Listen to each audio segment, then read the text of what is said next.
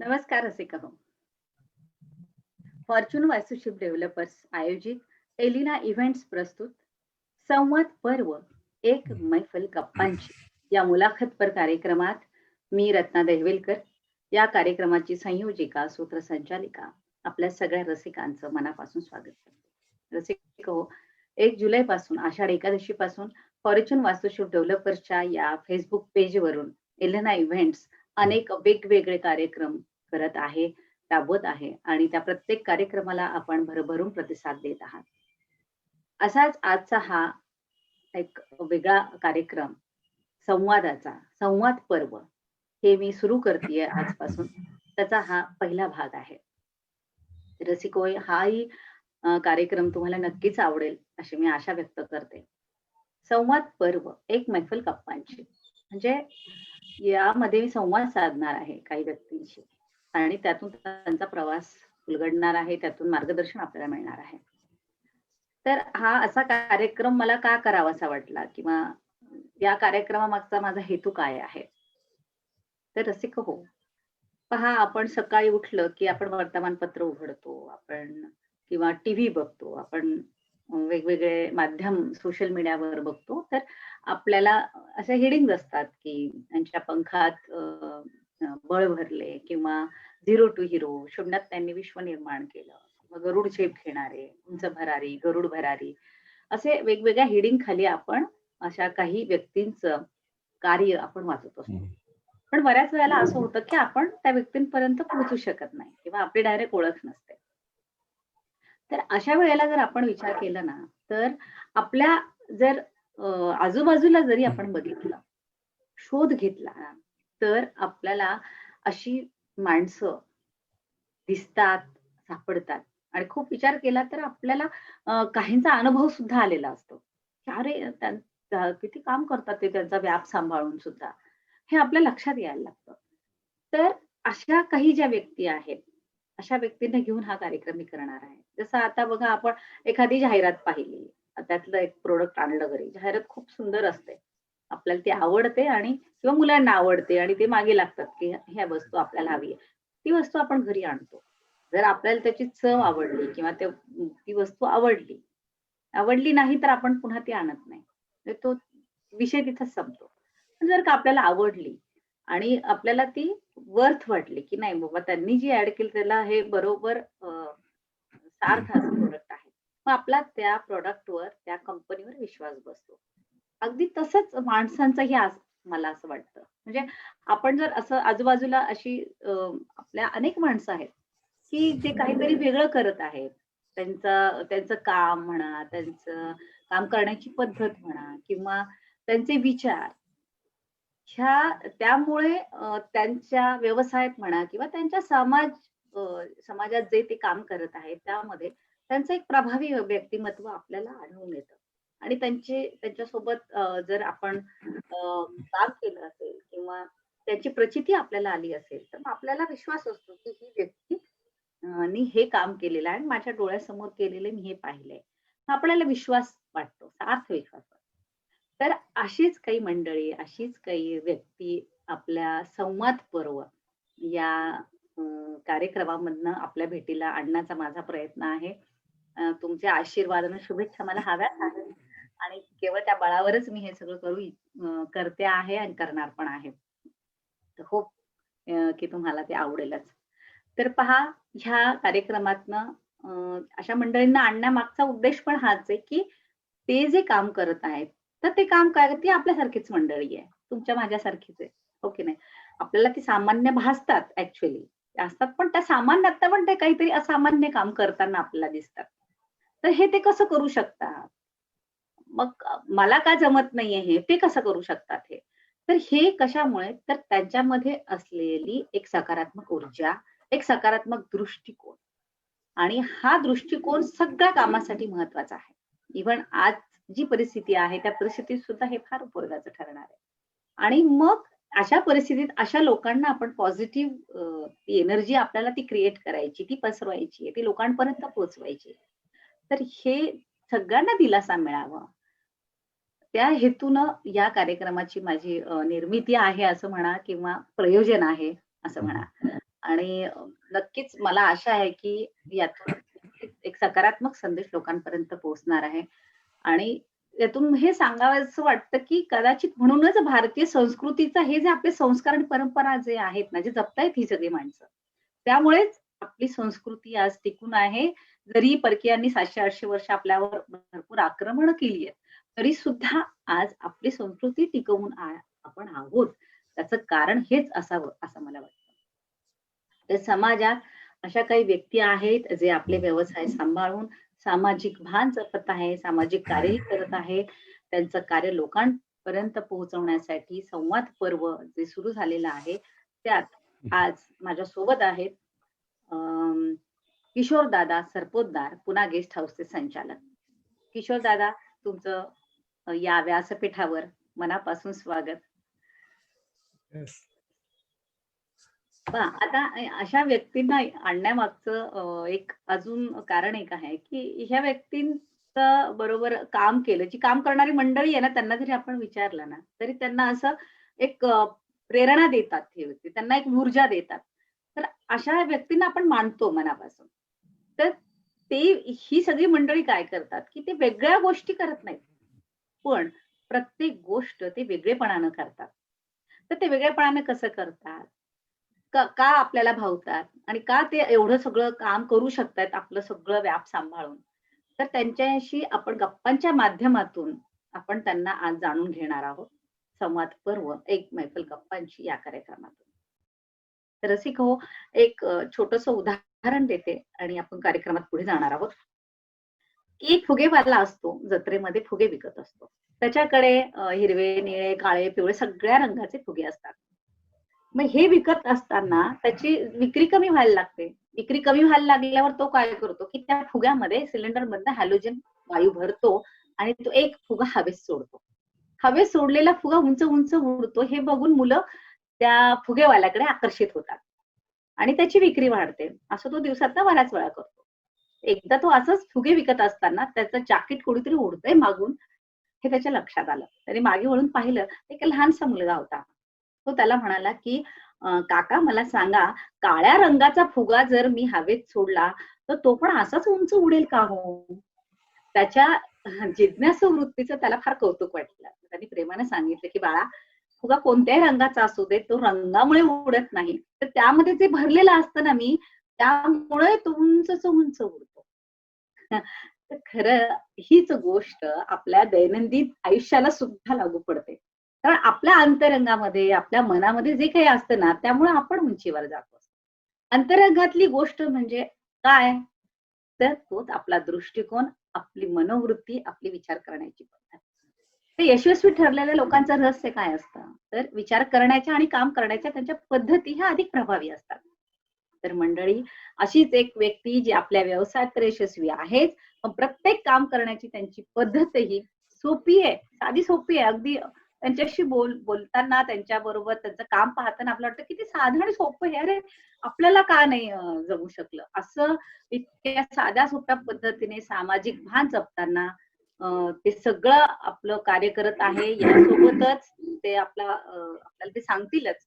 त्यासोबतच आपल्या व्यवसाय वृद्धी कशी करावी किंवा अशा परिस्थितीमध्ये मार्केटिंग कसं करावं, त्या तंत्राचा वापर कसा करावा, नवीन उद्योग व्यवसाय कसा शोधा, अशा विविध गोष्टींवरही ते प्रकाशझोत टाकणार आहेत. त्याचे आपल्याला मार्गदर्शन करणार. तर आपण मुलाखतीस सुरुवात करूया. तर किशोर दादा, आपलं संवाद पर्व एक मैफल गप्पांची या मस्त छान हलक्या फुलक्या गप्पांच्या या सेशन मध्ये तुमचं मनापासून स्वागत करते. फक्त पहिल्या प्रश्नाकडे मी वळण्यापूर्वी, पुणा गेस्ट हाऊस याचे आपण संचालक आहात. आपली तिसरी पिढी आहे ही. तर येत्या अनंत चतुर्दशीला माझ्या माहितीप्रमाणे पुणा गेस्ट हाऊसला 85 वर्ष पूर्ण होत आहेत आणि या 85 वर्ष पूर्तीनिमित्त पुणा गेस्ट हाऊसचं मनपूर्वक अभिनंदन. दादा, तुमच्या कार्याविषयी तर आपण जाणणार आहोतच, पण मला थोडंसं पुणा गेस्ट हाऊसची म्हणजे स्थापनेपासून त्याचा 85 वर्षाचा हा प्रवास त्याविषयी आम्हाला सगळ्यांना जाणून घ्यायला आवडेल. काय भावना आहेत? नमस्कार. सर्वात पहिल्यांदा मी तुमचा जो हा उपक्रम आहे त्याला मी शुभेच्छा व्यक्त करतो. कारण आयुष्यातला संवाद हा प्रत्येक गोष्टीमध्ये साधला गेला पाहिजे. कुटुंबामध्ये साधला गेला पाहिजे, व्यवसायामध्ये साधला गेला पाहिजे. आपण सगळीकडे बघतो आणि तो संवाद साधायचं काम हे तुम्ही ह्या संस्थेमार्फत आणि तुम्ही स्वतः जे रत्ना मॅडम तुम्ही करताय, आणि ह्याच्याविषयी मला कौतुक करावं असं वाटतंय.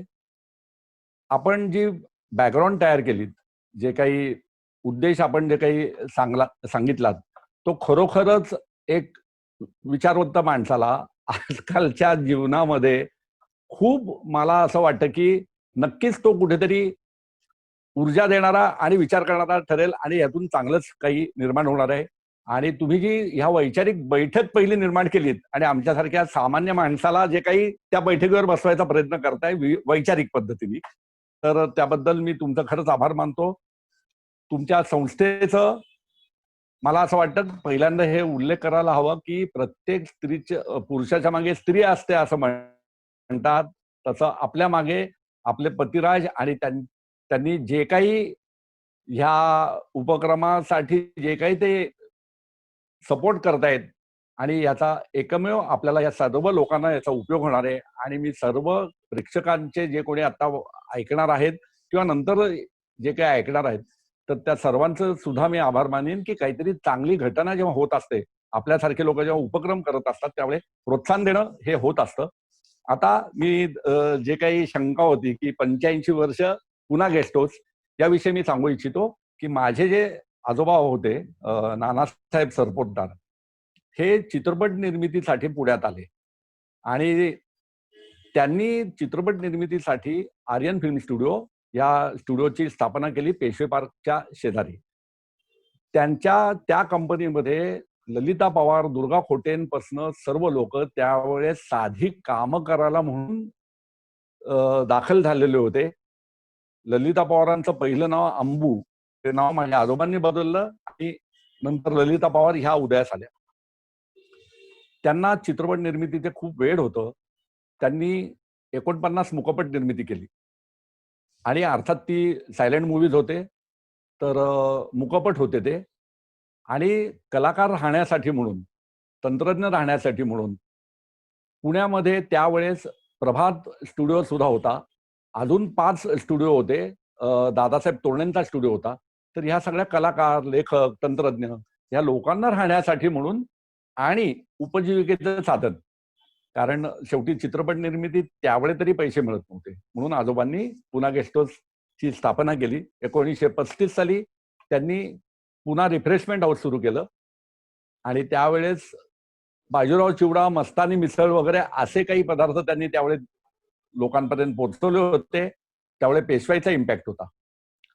आणि नंतर लगेच 1936 साली त्यांनी निवास व्यवस्था सुरू केली आणि चित्रपट निर्मिती ह्या ध्यासानेच त्यांनी पुन्हा गेस्ट हाऊसची स्थापना केली. बाबूराव पेंटर, व्ही शांताराम, जयप्रभा स्टुडिओचे भालजी पेंढारकर हे सर्व त्यांचे समवयीन होते आणि त्यांचे मित्र होते. आणि त्यावेळेस या निवासस्थानी, पुन्हा गेस्ट हाऊस हे निवासस्थानीमध्ये कित्येक लोक, म्हणजे जे चित्रपट निर्मितीच्या मुखपटापासून आतापर्यंतचे जे काही घडामोडी घडल्या, त्यातले प्रत्येक कलाकार, तंत्रज्ञ, लेखक, दिग्दर्शक, संगीतकार, गायक हे पुन्हा गेस्ट हाऊसमध्ये त्यांचं उडबस असे, हे केवळ आजोबांमुळे. आणि आजोबा वयाच्या 40व्या वर्षी निधन पावलं. त्याच्यानंतर माझ्या आजीनी ही सगळी धुरी सांभाळली आणि त्यावेळेस बालगंधर्व असतील, देवानंदजी असतील, मोहम्मद रफी साहेब असतील, हे सर्व लोक त्यावेळेस पुन्हा गेस्ट हाऊसला राहायला होते. राज कपूर साहेब कोल्हापूरला जाताना, म्हणजे भालजी पेंढारकरांकडे ते शिकायला जायचे. त्यावेळेस त्यांच्याबरोबर राज कपूर, पृथ्वीराज कपूर साहेब हे ज्यावेळेस भालजी पेंढारकरांकडे कोल्हापूरला शिकायला जायचे, त्यावेळेस बरोबर त्यांच्या राज कपूर जे असायचे, शशी कपूर असायचे, जाताना पुन्हा गेस्ट हाऊसला थांबूनच जायचे ते. सुलोचना दिदी, चंद्रकांत, सूर्यकांत, दामोअण्णा मालवणकर, आपल्याला जेवढे कलाकार जे माहिती नव्हते आपल्या जन्माच्या आधीचे किंवा आतापर्यंतचे, एवढे सर्व पुन्हा गेस्ट हाऊसलाच राहायला असायचे. गदी माडगुळकर क्या असतील, बात है. सुधीर फडकेजी असतील. तर गदिमांनी गीत रामायणाचा मॅक्झिमम भाग हा पुन्हा गेस्ट हाऊसमध्ये बसून लिहिलेला आहे. त्यावेळच्या या हॉलमध्ये पंडित भीमसेन जोशी, वसंतराव देशपांडे ह्या सर्वांच्या मैफिली व्हायच्या. आणि हे जे सर्व काही एक सांस्कृतिक वातावरण होतं, शैक्षणिक वातावरण होतं, साहित्यिक होतं, नाट्याचं होतं, हे सर्व माझ्या आजोबांना खूप आवड होती. नंतर माझी आजी ते बघायची. आजीला त्यावेळेस मदत करत होते बंडोपंत सरपोतदार, म्हणजे माझे मोठे काका. यशवंतराव चव्हाणांचे त्यांचे खूप स्नेह होता. यशवंतराव चव्हाण आणि आनंदराव गाडगीळ ह्या काँग्रेसच्या 2 मोठ्या नेत्यांनी माझ्या काकांना दिल्ली पुन्हा गेस्ट हाऊस काढायला प्रवृत्त केलं आणि माझ्या काकांनी दिल्लीमध्ये पुन्हा गेस्ट हाऊस सुरू केलं. ते 55 वर्ष त्यांनी चालवलं. आणि जसं पुन्हा गेस्ट हाऊसची पुण्यामध्ये महती होती, तसे कलाकार, तंत्रज्ञ, लेखक हे सर्व दिल्लीला सुद्धा राहायचे. अरे वा. इकडं माझ्या वडिलांनी नंतर मग आजीला मदत करायला सुरुवात केली, चारुदत्त सरपोतदार. मला सांगायला खूप अभिमान आणि आनंद वाटतो की पूर्वीच्या सर्व कलाकारांच्या बायोग्राफीमध्ये या सर्वांचा उल्लेख व्यवस्थितपणे आहे. माझ्या आजीचा आहे, माझ्या वडिलांचा आहे. खूप असे उल्लेख आहेत. एकतर माझं बालपण ह्या सर्व वातावरणात गेलं. मी नशीबवान समजतो की मी सरपोतदारांच्या घरी जन्म घेतला आणि पुन्हा गेस्ट हाऊसच्या या सांस्कृतिक वातावरणात मला जे काही जोपासना झाली, माझ्यावर जे काही संस्कार झाले असतील, तर ते या वातावरणात झाले.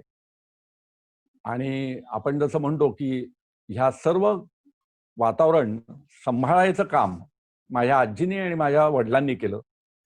माझ्या वडिलांनी, माझ्या मोठ्या काकांनी ताई तेलीन हा चित्रपट निर्माण केला. माझ्या वडिलांनी 5 चित्रपट निर्माण केले. त्याच्यातले घरगंगेच्या काठी आणि जावाई माझा भला या 2 चित्रपटांना राष्ट्रपती पारितोषिक मिळालं होतं.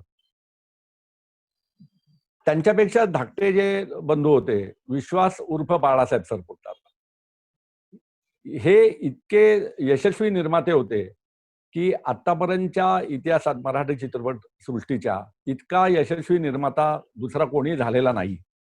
त्यांना चित्रपटाची खूपच सखोल अभ्यास होता. त्यांनी जवळजवळ 18 चित्रपट तयार केले होते. लक्ष्मी हीच करी दौलत, रंगल्या रात्री आशा किंवा अलीकडचा उलाढाल हे त्यांचे चित्रपट होते. त्यांच्यापेक्षा धाकटे काका गजानन सरपोतदार यांनी दोस्त माझा मस्त, दुनिया करी सलाम असे त्यांनी 4 चित्रपट तयार केले. आणि असं हे जे काही चित्रपटाचं वातावरण किंवा नाट्याचं वातावरण आमच्या घरी पुन्हा गेस्ट हाऊसला होतं. म्हणजे कलाकार असतील हे सर्व पुन्हा गेस्ट हाऊसला राहायला असायचे. यांची उठबस, यांचे सर्व एकमेकांशी गप्पा गोष्टी हे सर्व पुन्हा गेस्ट हाऊसला होतं. आणि त्यावेळेस नंतर लॉजिक्स खूप तयार झाली. पण माझ्या वडिलांनी जे काही वातावरण टिकवलं, कलाकारांची सेवा, आणि त्यावेळेस कसं होतं, पुण्यामध्ये शैक्षणिक हब निर्माण सुरुवात व्हायला झाली होती. म्हणजे चित्रपटांसाठी 5 स्टुडिओ होते. त्याचबरोबर जेव्हा काही कॉलेजेस आणि शैक्षणिक वातावरण पुण्यामध्ये सुरू झालं, जवळजवळ एक 8 ते 10 कॉलेजेस तिथं प्रॉमिनंट होती. अकलूज, माळीनगर इकडचे लोक पुन्हा गेस्ट हाऊसला राहायला होते. त्याचबरोबर सामाजिक, सांस्कृतिक आणि राजकीय ह्या लोकांची उठबस पुन्हा गेस्ट हाऊसला असायची. व्यवसाय म्हणून नाही, व्यवसाय म्हणून तर ही लोक यायचेच, पण एक घरोबा, एकमेकातलं नातं दृढ व्हावं यासाठी माझ्या वडिलांनी खूप प्रयत्न केले. कित्येक कलाकारांचं जे काही करिअर होतं ते पुन्हा गेस्ट हाऊसनी बघितलेलं आहे. बालगंधर्व असतील, ते अलीकडचे नाना पाटेकर असेल, मध्ये दादा कोंडके असतील, ह्या सर्व म्हणजे आपल्याला जेवढे कलाकार पुण्यातले माहिती आहेत, मराठीतले माहिती आहेत, हे सर्व कलाकारांचं लहानपणापासून त्यांच्या करिअरच्या सुरुवातीपासूनचा काळ हा पुन्हा गेस्ट हाऊसने अनुभवलेला आहे. आणि ह्या वातावरणात मी तयार झालो. मी बराच वेळ बोललो. आपल्याला काही इतर प्रश्न असेल तर आपण विचारू शकता. नाही दादा, तुमच्याकडनं ते जाणून घ्यायला आवडणारच होतं हा, की कसा हा 3 पिढ्यांचा म्हणजे तुमच्यापर्यंतचा पुन्हा गेस्ट हाऊसचा प्रवास, हा. त्यामध्ये आजोबांचं योगदान हो, 40 वयाच्या 40 पर्यंत त्यांनी 49 जर चित्रपट केले असतील, तर केवढं हो, मोठं योगदान हो, त्यांचं आहे. हो. म्हणजे कलाकार क्षेत्रात आणि चित्रपट क्षेत्रात फार मोठं योगदान ह्या योगदान. फॅमिलीचं हो. आहे तुमच्या. आणि तुमचा म्हणजे तुमच्या त्यामुळे तुमचं बालपणापासनं हो, तुम्हाला कलाकारांचा वावर, साहित्यिकांचा वावर, त्यांचं सानिध्य तुम्हाला लाभलेलं आहे. हो. हे असं असताना, हं. आता तोच विषय चालू आहे म्हणून मी तुम्हाला विचारतेय, की मग तुम्हाला असं म्हणजे चित्रपटाकडे, अभिनयाकडे आपण वळला नाहीत किंवा काय तुम्हाला चॉईस होती का? मग तुम्ही एम-बी-ए केलंय. मग तुम्हाला एम-बी-ए का करावंसं वाटलं? किंवा हाच हां. व्यवसाय जो आहे खाद्य व्यवसाय, हाच पुढे कंटिन्यू करावा असा वाटला? कारण चारू काकांनी सुद्धा चित्रपटांची निर्मिती हो, केलेली आहे. त्यांनी हो. एवढे कलाकार घडवलेले आहेत. मग तसं तर ते तुम्हालाही घडवू शकले असतीलच. पण नाही, असं त्याविषयी जाणून घ्यायचंय मला. नाही याच्यामध्ये काय झालं, की लहानपणापासून जे संस्कार होते आणि लहानपणापासून खूप वेगवेगळ्या क्षेत्रातल्या लोकांचा सहवास होता. आपण म्हणतो ना, की गर्भसंस्कार वगैरे ह्याचे शोध आत्ता लागलेले आहेत. पण मला आत्ता अर्थ त्याचा कळायला लागला, की त्यावेळेपासून जे ह्या लोकांच्या चालीरीती, त्यांचं बोलणं, बोलायची पद्धत, त्यांचे विचार, ह्या सर्वांचं एक परिणाम ना आमच्या पिढीवर झाला. आणि एक होतं, की माझी आजीनी खूप कष्ट केले. म्हणजे त्या प्रत्येक कलाकार किंवा तिच्या सान्निध्यात आलेला प्रत्येक जण तिच्याविषयी सांगतो, की ती आठवणीने माझ्या बायकोची आठवण काढायची, माझ्या मुलाची, अमुक-तमुक. प्रत्येकजण प्रसंग सेम, की ते आमच्यासाठी तुपाची वाटी वेगळ्या ठेवायच्या, आमच्यासाठी अमुक करायचं. तर हे आजीने सांभाळलं. माझ्या आईने तेच केलं. माझ्या आईने सुद्धा प्रभात रोडला आम्ही राहायला होतो. मेस चालवली, पेंगेस्ट हॉस्टेल चालवलं. माझ्या आजीनी भारतातलं सगळ्यात पहिलं लेडीज हॉस्टेल सुरू केलं होतं, क्या की बात है! त्यावेळेस बऱ्याचशा महिला काम करायला पुण्यात असायच्या. त्यांच्यासाठी म्हणून स्त्रियांना असं वेगळी जागा नव्हती. तर हं. आजीने स्वतःचं घर उपलब्ध करून दिलं. मग शेजारचं घर तिने त्यावेळी विकत घेतलं आणि फक्त मुलींसाठी म्हणून पहिलं पेंगेस्ट हॉस्टेल तिने सुरू केलं. हे सगळं जे मनावर एक परिणाम होत होता आणि त्याच्यावर मी एक भारला गेलो होतो, की खूप लोकांची वेगवेगळ्या क्षेत्रातल्या लोकांना ज्यांना आपल्याला एक आकर्षण असतं. ती लोकं आपल्याकडे येतात, जातात आणि खरंय, आपण म्हणतो, की प्रेमाचा मार्ग पोटातून जातो. खरंय. तर हे सगळे आशीर्वाद, त्यावेळचं वातावरण ह्याचा इम्पॅक्ट एवढा झाला, की आपणही जे काही करायचं, तर ह्या क्षेत्रात करू. मग त्यावेळेस कसं, की केटरिंग कॉलेज वगैरे सुरुवात झाली होती. पण लहानपणापासून प्रॅक्टिकल अनुभव तर मिळत होता. मग काय हवं होतं, तर मॅनेजमेंट स्किल्स, की कुठलाही व्यवसाय सुरू करण्यासाठी आपल्याला व्यवस्थापन शास्त्र शिकणं फार महत्वाचं असतं. आणि त्यावेळेस मॅनेजमेंटच्या वर एम-बी-ए कॉलेजेस नुकतीच सुरू झालेली होती. म्हणून मग मी मॅनेजमेंटचं शिक्षण घेतलं. मॅनेजमेंटमध्ये एक शिकवलेलं जातं, की तुम्ही कुठलाही व्यवसाय करा, तुमच्यात ती कपॅसिटी पाहिजे. To get the work done by anybody ह्याच्यात तुमचं स्किल असतं. आणि त्यावेळेस ना खरंच सांगतो, की जे उद्योजक, जे आपल्याला आयुष्यात त्यावेळेस पुण्यात जे घडत होते, त्यात पतंगराव कदम असतील, जोक क्लासेसचे जोक सर असतील, ह्या सर्वांचं मी एक बघत होतो, की पतंगराव कदम हे राजकारणी होते. तरी सुद्धा त्यांनी हॉस्पिटल सुरू केलं होतं. नंतर त्यांनी भारतीय विद्यापीठची स्थापना केली. हं. कॉलेजेस काढले. ह्या वेगवेगळ्या ॲक्टिव्हिटीज ते जर का करू शकतात, त्यातलं ते स्वतः शिकलेले नसताना, म्हणजे त्या प्रकारचं शिक्षण हं. भले त्या त्यांच्याकडे क्षेत्रात. नसेल, पण एवढ्या ॲक्टिव्हिटीज ते जर का करू शकले, याचा अर्थ फक्त मॅनेजमेंट स्किल्स तुमच्याकडे पाहिजे. हं. ह्या विचाराने मी भार लावतो. आणि मग मी काय केलं, की आपण मॅनेजमेंट स्किल्स शिकून आपला व्यवसाय हा आहे, हा टिकवायचाच. आणि कसं होतं, बाबांनी कायम इन्व्हेस्टमेंट इन मॅन हे तत्व सांभाळलं होतं. म्हणजे पुन्हा गेस्ट हाऊसमध्ये व्यवसाय होत होता का? तर नाही. पुन्हा गेस्ट हाऊसमध्ये जेवण देणं, घेणं आणि कलाकारांची सेवा, इतर लोकांच्या व्यवसायातल्या लोकांची सेवा, हाच फक्त उद्देश होता. ते ह्यातून पैसे आलेले आपण बाहेर कुठे इन्व्हेस्ट केले का? काही इमारती बांधल्या का? 5 स्टार हॉटेल बांधलं का? तर हे सहज शक्य होतं बाबांना. आजीला. हो. पण त्यांनी नेहमी माणूस हा केंद्रबिंदू धरला. कुठलाही माणूस असेल, ती नाती जपायची, त्याच्यासाठी पैशाची किंमत करायची नाही. आणि हं. शेवटी माणूस हाच महत्वाचा असतो, हे त्यांनी केंद्रबिंदू धरलेला होता. आणि ते कुठेतरी सुरुवातीला मला खरंच हे पटत नव्हतं. कारण मी मॅनेजमेंटचं जेव्हा शिक्षण घेऊन आलो, मी म्हणायचं हे काय चाललंय? आपण व्यवसायातले पैसे व्यवसायात येत नाहीत. माझ्या वडिलांनी जेव्हा मी त्यांना काही प्रश्न विचारायचो असे, ते मला स्पष्ट सांगायचे, "तुला व्यवसाय म्हणून काही करायचं असेल, तर तू बाहेर काही कर. मी पाहिजे ते करीन, गहाण राहीन, तुला दुसरीकडे एस्टॅब्लिशमेंट करून देईन, हॉटेल काढून देईन. पण या वास्तूमध्ये आपण पैसे कमवायचे ते लोकांवरच खर्च करायचे. समाजासाठीच खर्च करायचे. हे तुला मान्य असेल, तर तू माझ्याबरोबर काम कर." हे त्यांनी मला क्लिअर सांगितलेलं होतं. हे कुठेतरी एक व्यावसायिक म्हणून जेव्हा तुम्ही धंदा करायला बसता, त्यावेळेस तुम्हाला ही गणितं बघायला पाहिजेत. त्यावेळेस करेक्ट. माझ्या मनाची द्विधा होत होती. पण तरी सुद्धा मी असं ठरवलं, की जे बाबा करतात, जे आई करते, जे आजीने केलंय, तर हे आपण त्यांची परंपरा चालू ठेवली पाहिजे. कारण ते पटत होतं मला कुठेतरी. ज्या आनंदाने लोक इथे वावरायचे, ज्या लोकांना त्याचा लाभ मिळत होता, ते कुठेतरी मलाही पटत होतं. आणि फक्त पैसा हे ध्येय नाहीये किंवा तेच सर्व नाहीये, हे जेव्हा त्यांनी त्यांच्या आचरणातून दाखवून देत होते. बरं, हे सगळं करत असताना कुठे ते कर्जबाजारी नव्हते. मोठमोठ्या इव्हेंट ते करायचे. हे सगळं करून, सामाजिक काम करून, ते कुठे असं कोणाचं देणं नव्हतं. पण त्यांच्याकडे जो आनंद होता, हा मी शिकत होतो.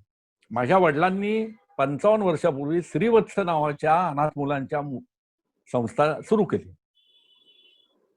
नुसती अनाथ मुलांची संस्था सुरू नाही केली त्यांनी, तर तिथून एका मुलीला त्यांनी, जिला पोलिओ झालाय, अशीला दत्तक घेतलं. ती बहीण म्हणून आज अजूनही आमच्याबरोबर नांदते. आज तिलाही मुलं झाली आहेत, तिचाही संसार चांगला झालाय, तिलाही चांगली नोकरी मिळाली होती. खूप उत्तम चाललेलं आहे. तर असे संस्कार आमच्यावर केले गेले. आमचं कुठलंही कार्य असेल, त्या कार्याच्या वेळी 4, 8, 10 अनाथ मुलं, त्यांनाही त्या कार्यामध्ये सहभागी करून घेतलं जायचं. हे संस्कार बघत होतो आम्ही. सतत समाजासाठी काम करायचं. पानशेतचा जेव्हा प्रलय आला होता, तेव्हा माझ्या वडिलांनी आणि आजीनी 6 महिने मोफत अन्नछत्र चालवलं होतं. आणि त्याच वेळेस सुलोचना दीदींचा कोल्हापूरला जात असताना पुण्यात त्या अडकल्या. तेव्हा माझ्या वडिलांचं ते कार्य बघून त्या इतक्या भारावून गेल्या, की त्यांनी एक मला भाऊ मिळाला अशी भावना केली. आणि माझ्या वडिलांना सख्ख्या भावासारखं त्यांनी अजूनही तोच नातं त्यांनी ते जपलेलं आहे दोघांनी. हीच भावना प्रत्येक कलाकाराला, कुठलाही कलाकार आमच्या इथं जे राहत होते, त्याच्या आवडीनिवडी, खायच्या आवडीनिवडी, त्याला काय लागतंय, हे सर्व बाबा आणि माझी आजी बघायचे. आणि त्या पद्धतीने बरं, त्यावेळेस चित्रपट किंवा नाट्य ह्या क्षेत्रात खरंच चांगले पैसे मिळत नव्हते. कलेसाठी कला होती. त्यामुळे वडिलांनी असं नेहमी ठरवलं, की एखादी व्यक्ती आहे त्याला कधीच पैसे विचारायचे नाहीत. ती व्यक्ती इथं किती दिवस राहून दे, त्याच्याकडे असतील पैसे, पण त्याची परिस्थिती वाईट असेल तर बाबा त्या पैशाला कधीही हात लावायचे नाहीत. ते म्हणायचे, "नाही, तुझ्याकडे ठेव." एका कुटुंबाच्या सारखं त्यांनी ह्या प्रत्येकाला वागवलं. आणि मी काहीतरी हे वेगळं करतोय, उपकारची भावना हे कधीही त्यांनी जाणवून दिलेली नाही. आणि हे सगळं एका परिवारासारखे हे सर्व लोक जेव्हा या वास्तूमध्ये गुण्यागोविंदाने यायचे, नांदायचे, हे सगळं कुठेतरी माझ्या मनावर त्याचा परिणाम होत होता. आणि म्हणून मी म्हटलं, की आपल्याला जो काही व्यवसाय करायचा आहे, ज्या काही ऍक्टिव्हिटीज करायच्या आहेत, बाबांनी केलेलं आहे, त्यांना धरूनच आपल्याला पुढे जायचं आहे. आणि आपल्याला काही करायचंच आहे ना वेगळं, तर आपण बाहेर करून दाखवू. आणि म्हणून मी बाहेर बऱ्याचशा वेगवेगळ्या ऍक्टिव्हिटीज केल्या. मी माझी कॅन्टीन्स काढली, मेस काढले. भारतातलं सगळ्यात पहिलं फूड फेस्टिवल ही कन्सेप्ट ही मी राबवली. आणि त्याच्यानंतर पुणे फेस्टिवल सारख्या गोष्टी ह्या कलमाडी साहेबांनी सुरू केल्या. तर ह्या सगळ्या नवीन गोष्टी सुरू करायचा प्रयत्न मी केला. आणि मला खरं सांगायचं तर मला सिद्ध करायचं होतं की नानासाहेब सरपोतदारांचा मुलगा चारुदत्त सरपोतदार त्यांनी बरंच केलंय. माझ्या बाबांचं नाव इतकं मोठं आहे सर्व क्षेत्रामध्ये, कारण बाबांनी चित्रपट महामंडळाची स्थापना केली. बाबूजी आणि बाबा, सुधीर फडके आणि बाबांनी मिळून ती स्थापना केली. पुण्यातल्या नाट्य परिषदेची स्थापना बाबांनी केली. बाबा अध्यक्षही होते. हिंदू महासभेचे बाबा अध्यक्ष होते. हे सगळं करत असताना बाबांनी एकच केलं होतं की कायम ते केशरी रंगाचा शर्ट घालायचे. केशरी हे त्यागाचं प्रतीक, हे मूर्ती म्हणते ते दाखवून द्यायचे. म्हणजे कुठला तरी रंग जो अलीकडे आपण त्या रंगाची चेष्टा करतो की तो रंग कशाला वापरलाय वगैरे, पण त्यावेळेस त्यांनी जे काही अंगीकारलं ना आणि त्याचे फळ मिळत होतं, ते दिसत होतं ते काय करतायत, कोणाला किती त्याचा लाभ होतोय आणि त्याच्यामुळे कसं लोक उभी राहत आहेत, लोकांचे फॅमिलीज टिकतायत, ते सगळं बघितलं आणि ते कुठेतरी अपील झालं. आणि म्हणून मी त्यांच्याबरोबर काम करायला ओढला गेलो. कदाचित म्हणूनच कलाकारांचे माहेरघर असं संबोधलं जातं पुन्हा गेस्ट हाऊसला. हो. मला वाटतं अगदी दादा कोंडकेंची सुद्धा सुरुवात तिथून झालीये. डॉक्टर काशीनाथ घाणेकर पण जोडले गेले शेवटपर्यंत. म्हणजे खरंच या सगळ्या गोष्टी, म्हणजे अगदी खरं सांगू का की या प्रत्येक कलाकाराविषयी सांगण्यासारखं आमच्याकडे खूप आहे. कारण त्या प्रत्येकाचं करिअर, त्याचे वागणूक, कशी कला त्यांची रुजली गेली.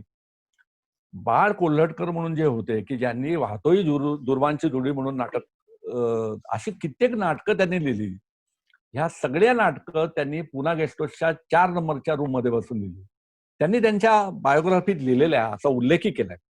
पहाटेपर्यंत नाटक लिहायचं आणि मग माझ्या वडिलांना ते वाचून दाखवायचं, आजीला वाचून दाखवायचं. मग ते काही करेक्शन सांगणार की नाही हा प्रसंग असा पाहिजे, असं हे एकमेकांच्या चर्चेने ते पुढे होत होतं. हा त्यांनी उल्लेख केलाय. गदिमांचं मी आपल्याला मगाशी सांगितलंच. पु ल देशपांडे नेहमी राबता असायचा. आचार्य अत्रे साहेबांनी खेकडा भजी, हे कांद्या भजीला नाव, हे पुन्हा गेस्ट हाऊसची कांदा भजी त्यांना आवडायची आणि त्याच्यावरनं त्यांना सुचलं असं त्यांनी लिहिलेलं आहे. विश्राम बेडेकर असतील, आपण ना, मी खरं सांगतो, मी किती नावं घेऊ आणि नको, श्री रामचंद्रजी असतील, राम कदम असतील, जगदीश केबुडकर असतील, हे प्रत्येक जण पुन्हा गेस्ट हाऊस मध्ये सतत, आणि त्यांच्या यंग एज मध्ये ते असायचे. त्यांना माहित नव्हतं की ते किती मोठे होणार आहेत पुढे. पण सुदैवाने या वास्तूचं नशीब असं, सरपोतदारांचं नशीब असं, पुण्याचं नशीब असं की या वास्तूमध्ये ह्या सर्वांचं सतत गाठीभेटी व्हायच्या. अर्थात ते वातावरण पोषक निर्माण करायला माझ्या वडिलांचं खूप कॉन्ट्रीब्युशन असेल. ते मुद्दामून सगळ्यांना गोळा करायचे आणि एकच आहे की सगळ्यांनी म्हणून एकत्र येऊन समाजासाठी काहीतरी काम करायचंय. त्यामुळे आपण जेवढे, जयश्री गडकर असतील, दादा कोंडकेंचं मी सांगतो, इच्छा माझी पुरी करायच्या वेळी दादांचं सर्व युनिट पुन्हा गेस्ट हाऊसला राहायला असायचं. आणि नंतर मग त्यांना सोंगाड्या पिक्चरच्या वेळी त्यांचा पहिलाच चित्रपट होता, पण त्यांना थिएटर मिळत नव्हतं. तेव्हा माझ्या वडिलांनी पुढाकार घेऊन पैसे भरून भानुला स्टॉकीज, त्यावेळी व्ही बापट बघायचे, त्यांना सांगून की हे माझं पिक्चर आहे, असं करून पहिलं सोंगाड्या बाबांनी म्हणजे प्रदर्शित केलं. आणि नंतरचा इतिहास आपण जाणतोच.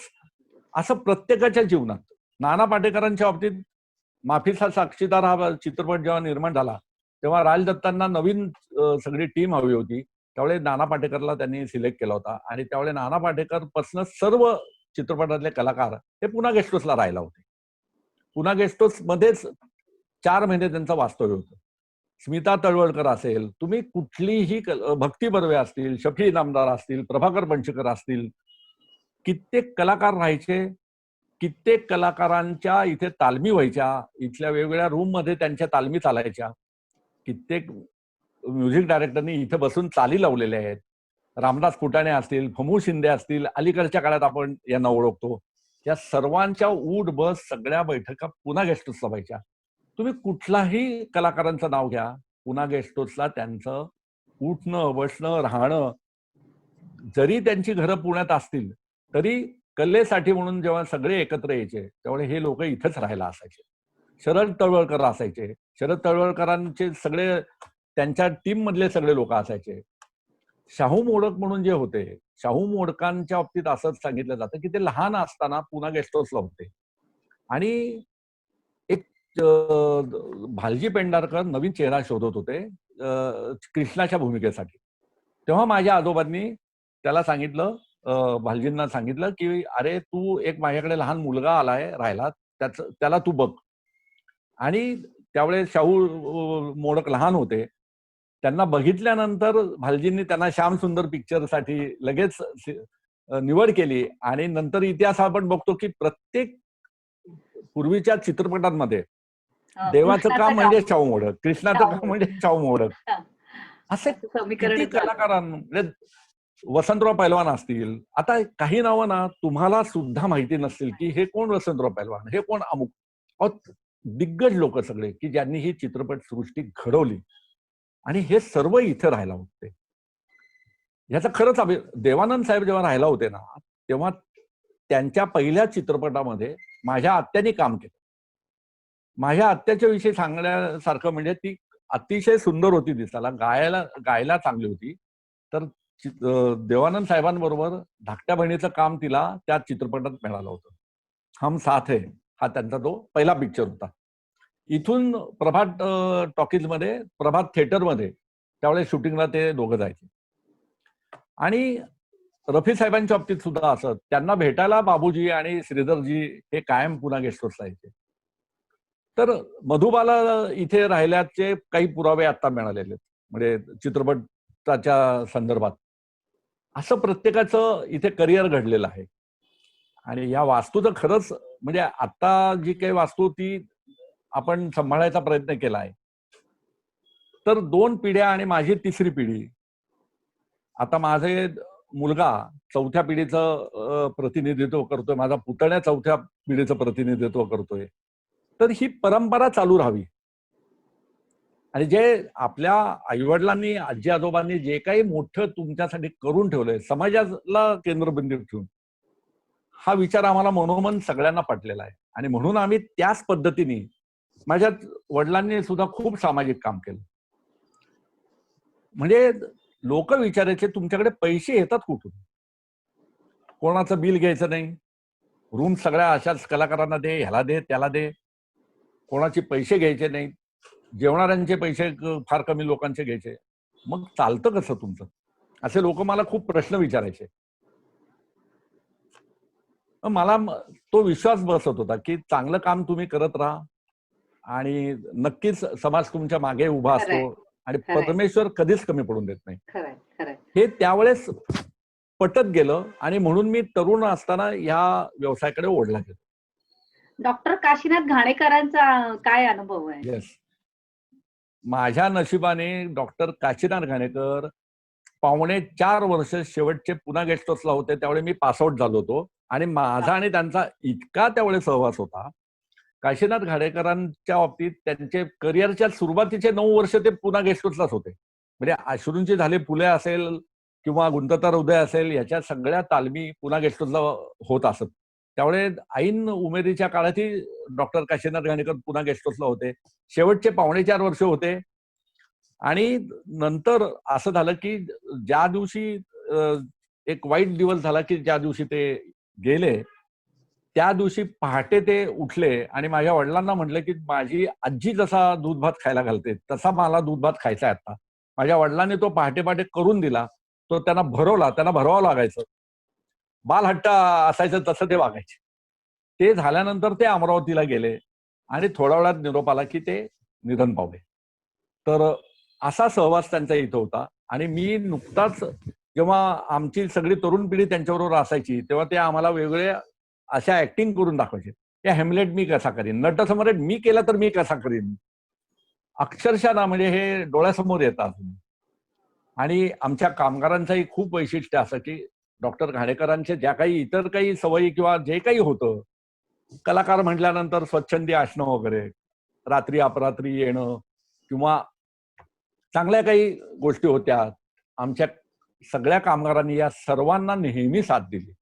त्यांच्या प्रत्येक गोष्टी, हे बघा, मी करणं, माझ्या वडिलांनी करणं, एखाद्या मालकाने एखाद्यासाठी करणं हे होऊ शकतं, पण म्हणून कामगारांनी का करावं? तरी सुद्धा कामगार नुसते पैसे घेत आहेत किंवा आमच्याकडे काम करतात हे त्यांनी कधीच मानलं नाही. कामगारी आमच्या ह्याचे घटकच होते पहिल्यापासून आणि आतापर्यंत. आणि शेवटी आपण स्वतः एकटे काही करू शकत नसतो, कामगारांच्या भरोश्यावरच सगळं करतो. त्यामुळे ती भावना कामगारांमध्ये सुद्धा होती.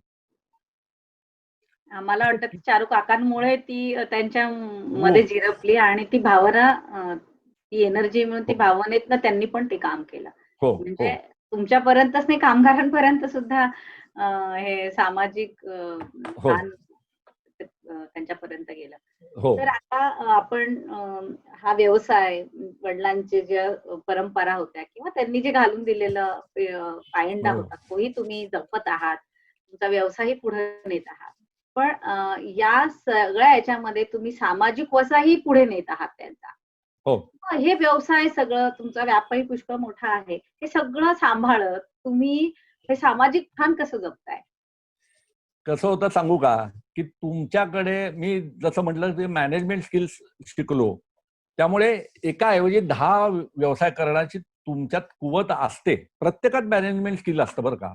माझं तर मत असं आहे, एखादी गृहिणी तुम्ही जेव्हा संसार सांभाळताना, तुम्हाला अर्थात आता मी असं बायफ्रिगेट करत नाही, कारण आता महिला सुद्धा कमवत असते, पण जे घरातलं एक बजेट असतं ना, ते तिला सांभाळायचं असतं आणि ती इतके लिलया ते सांभाळत असते आणि हे करून ती तिच्या पद्धतीने सेव्हिंग करत असते.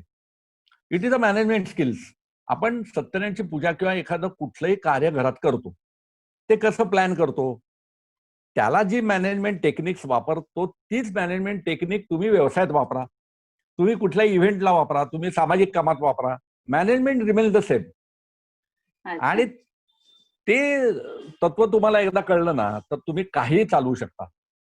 तर त्यामुळे हे सामाजिक जे आणि व्यावसायिक हा बॅलन्स सांभाळायचा होता. सामाजिक काममुळे तुम्हाला एक वेगळ्या प्रकारचा आनंद मिळतो आणि खरंच तुम्ही ना आयुष्याची एक ध्येय ठरवलं पाहिजे, की मला तरी असं वाटतं की आपलं तन मन धन हे आपण आपल्या बाबतीत चांगल्या पद्धतीने वाढवलं पाहिजे. तुमचं शरीर यष्टी म्हणजे मी सगळ्यांना खरंच खूप शेअर करतो की आपण सगळ्यांनी एक्झरसाइज करायला पाहिजे. आपल्याला खूप काम करायचं आहे ना, तर मग आपल्याला फिटनेस महत्वाचा आहे. तर ते तुम्ही फिटनेस चांगला ठेवा. मन म्हणजे नॉलेज वाढवा, खूप ज्ञान मिळवा. आणि धन हे सगळं करत असाल, तुमच्याकडे धन येतं, धन मिळवा, मग तुम्ही नोकरी करा किंवा धंदा करा आणि हे सगळं तुमचा संसार सांभाळा आणि उरलेलं सगळं समाजाप्रती द्या. हे साधं लॉजिक आहे आणि ह्या तत्वाने तुम्ही काम केलं ना, तर तुम्हाला काहीही कमी पडत नाही. आनंद तर मिळणारच होते आणि यशही मिळतं. असं मी अर्थात हे सुरुवातीला ना कळायच्या पलीकडे होतंय की आपण काही, कारण दुसरी पिढी आहे, 50 वर्ष झाली, मग आता तुमचं अरे काय 10 हॉटेल्स तुमची व्हायला पाहिजेत, चारू काकांनी कधी हे केलं नाही, त्यांनी समाजासाठी केलं, आता तू तरी कर. ह्या सगळ्या विचारांचा पगडा आणि भडीमार माझ्यावर होता. लिटरली खोटं वाटेल की मी ग्रॅज्युएट झाल्यानंतर कमवेस तोपर्यंत पैसे, लग्न होईस तोपर्यंत सर्व पैसे हे बाबांच्या चरणी, त्यांच्या तिजोरीत. कितीही ऍक्टिव्हिटी केल्या, पुण्यातले मॅक्झिमम मेगा इव्हेंट आम्ही केले, त्यातून आलेले सगळे पैसे आपले कुटुंब प्रमुख कोण आहेत, बाबा. मी बाहेर कमवले असले तरी मी माझा हक्क कधी त्याच्यावर सांगितलं, मी बाबांकडे नेऊन दिले. बाबा काय करतात मी कधी विचार केला नाही. एक लहानसा इन्सिडेंट सांगतो, म्हणजे तुम्हाला जरा थोडी गंमत वाटेल. एकदा मी एक केटरिंग ऑर्डर केली, तिथे श्रीखंडाचे 2 डबे शिल्लक राहिले, 20-20 किलोचे 2, 40 किलो श्रीखंड शिल्लक राहिलं. मॅनेजमेंट हेरी वा वा वा, लगेच ते इन्व्हेंटरी मध्ये यायला पाहिजे म्हणून मी ते आणलं, पुन्हा गेस्ट हाऊसला ठेवलं. रात्री उशिरा पार्टी झाली, आणून ठेवलं. सकाळी मी पुन्हा गेस्ट हाऊसला गेलो आणि आता मॅनेजमेंट ठेवली ना, की मग कालचा स्टॉक चेक करा काय झालंय वगैरे. मी मॅनेजर लोकांना विचारायला, आज ते श्रीखंड दिसत नाही. इकडं शोध तिकडं शोध, फ्रीजमध्ये शोध. माझ्या वडिलांच्या घालमेल माझ्या लक्षात आली. माझे वडील म्हणले, तुम्ही काय शोधताय, इकडे म्हणले. म्हटलं अहो ते श्रीखंड. हे बघ, तू मॅनेजमेंट थेऱ्या अमुक BA LLB अमुक तमुक जे काही असतील तुला आधीच सांगितलं इथं लक्ष घालायचं नाही. तुला काय काम करायचं तू काम कर, बाकी इथं. म्हटलं अहो नाही, मी ते मला हिशोब लागत नाही ना म्हणून. जसं वपू काळेंचं एक वाक्य आहे की पैसा कुठे खर्च केला हे कळणं महत्वाचं असतं. किती खर्च झाला याच्यापेक्षा कुठे गेला हे कळलं तरी पुष्कळ आहे. तसं मी शोध घेत होतो. बाबांच्या लक्षात आलं की ह्याला ते, माझा लॉजिक काय होतं, 40 किलो श्रीखंड उरलं, दुसरीकडे ते वापरा आणि पैसे कमवा. नंतर मला म्हटले इकडे सांगतो काय ते. त्यावेळेस वासुदेव पाळंदे आणि माधव वझे हे दोघं, यांची एक जागर म्हणून संस्था होती. त्याचं नाट्य प्रशिक्षण शिबिर चाललं होतं एका शाळेमध्ये. त्या शिबिराला जेवण यांच्यातर्फे स्पॉन्सर होतं. त्या शिबिरार्थींसाठी बाबांनी ते डबे कधीच पाठवून दिलेले होते सकाळच्या जेवणात. हा त्यांचा विचार. मग मला हळूहळू ते आकलन व्हायला लागलं की नाही बाबा, आपण विरोध नाही करायचा. जेव्हा बाबा असं काहीतरी करतायत ना, त्यांना अपोज नाही करायचं, कारण आपण बाहेर काय करायचं ते करायचं. तर त्यामुळे ह्या सगळ्याला ना मी अक्षरशः ऍडजस्ट करून घेतलं. मी माझ्या मनाची घालमेल नाही होऊन दिली की पैसे गेले, असं झालं तसं. कारण मनाशी ठरवलं होतं, त्यांनी जे काही केले ना ते चांगलंच आहे, ते कुठेतरी पटलं होतं. आणि मग बाहेर आपल्याला करायचं ना ते आपण करायचं. म्हणून अगदी मग खरं. बाहेर व्यवसाय वाढवायचे प्रयत्न केले आणि मग त्यांच्यात सारखं काही काम करायचा प्रयत्न केला. त्यांची सर येऊ शकत नाही. मला वाटतं असे म्हणजे सरपोतदार कुटुंबीय आणि अजून काही जी पुण्यातली घराणी आहे, याने पुण्याची एक ओळख निर्माण होण्यामध्ये नक्कीच भर पडलेली आहे. म्हणूनच मला वाटतं गदिमांनी लिहून ठेवलंय पुण्याविषयी, विद्या, उद्यम, कला, संस्कृती इथे ना काही उणे, उभ्या भारताभूषण व्हावे असे आमुचे पुणे. म्हणून म्हणतात पुणे तिथे काय उणे, ह्या उक्तीला खरं सार्थ करणारी अशी काही मंडळी आहे. आता तुम्ही व्यवसाय सांभाळत असताना सामाजिक भानही जपत आहात. वडिलांचा वारसा जेवढा तुम्हाला शक्य होतं तेवढं तुम्ही पुढे नेत आहात. चित्रपट निर्मितीचा व्यवसायही होताच. त्याच्यामुळे नाही म्हटलं तरी तुम्ही सांस्कृतिक कार्यक्रमांकडे तुमचा ओढा हो. आहेच. तर ते मी बघते पुण्यामध्ये. तर ही सांस्कृतिक सेवा तुम्हाला का करावीशी वाटली? किंवा ह्या सगळे करत असताना शेवटी खर्च पण होतो. म्हणजे आपण म्हणतो ना, की समाजसेवा करताना खिशातनं पैसे घालायला लागतात. तर मग ही खर्चाचा ताळमेळ पण तुम्ही कसा म्हणजे ठेवता ते सगळं करताना? मी काय झालं की कॉलेजमध्ये असताना मी GS होतो 2 वर्ष. आणि कॉलेजमध्ये असताना काही ऍक्टिव्हिटीज सुरू केल्या. सांस्कृतिक काही क्षेत्रामध्ये काम करायला सुरुवात केली. बाबांचा आदर्श होताच. आणि जे काही करत गेलो ना ते कुठेही असं थोडंसं व्यवहारी पातळीवर करत गेलो. म्हणजे काही बाबतीत बाबांचं काय घ्यायचं आणि काही बाबतीत बाबांना काय फॉलो करायचं नाही हे सुद्धा मी ठरवलं. अच्छा. बाबा करताना खिशातले पैसे घालून, मी करताना थोडं वास्तववादी भूमिका स्वीकारली की सामाजिक काम करायचंय किंवा शैक्षणिक करायचंय, पण मग आपण नो लॉस नो प्रॉफिट.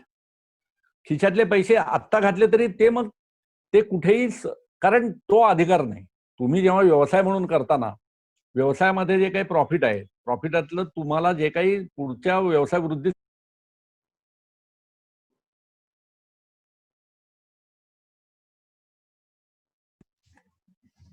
जे तुम्हाला नंतर करायचं आहे ते तुम्ही करू शकता. तर हे थोडं भान राखलं आणि बाबांनी जे केलं त्याला थोडं पॉलिश्ड. आणि एक लक्षात ठेवायचं की आपल्याला ना आंधळेपणे काही करायचं नाही. बाबांची केस वेगळी असते, प्रत्येक महापुरुषाची बॅकग्राऊंड वेगळी असते. मग त्या महापुरुषाच्या मुलांकडनं मग ते महापुरुष होतील का, ही समाजाची अपेक्षा खूप असते की अरे ह्यांनी हे केलं म्हणजे ह्याने अजूनच काही करायला पाहिजे. पण त्याच वेळेस तुम्ही म्हणजे आपण काही मोठ्या कलाकारांच्या बाबतीत असं सांगितलं जातं की त्यांचे ते लवाजमा सांभाळताना ते बिचारे कलाकार जेवढं कमवलं त्याच्यापेक्षा ते लॉसमध्ये, आणि समाजाने नंतर त्यांची अवहेलना केली की यांना धंदा नाही करता आला, यांना पैसे नाही सांभाळता आले. त्या कलाकारांनी मग असं असताना एवढे कमवले, गेले कुठे वगैरे, हे करण्यापेक्षा तुम्ही डोळसपणे ते काम करा. ते सामाजिक काम डोळसपणे करा. आणि असं करत ती ते जरा जमत गेलं आणि त्याचा आनंद अजून वाढत गेला. आणि तुमच्याकडे जास्त पैसे आले की जास्त तुम्ही काम करणार आहात. आधी दुपटीने काम करू शकता तुम्ही. हे मला दिसायला लागलं त्यातून.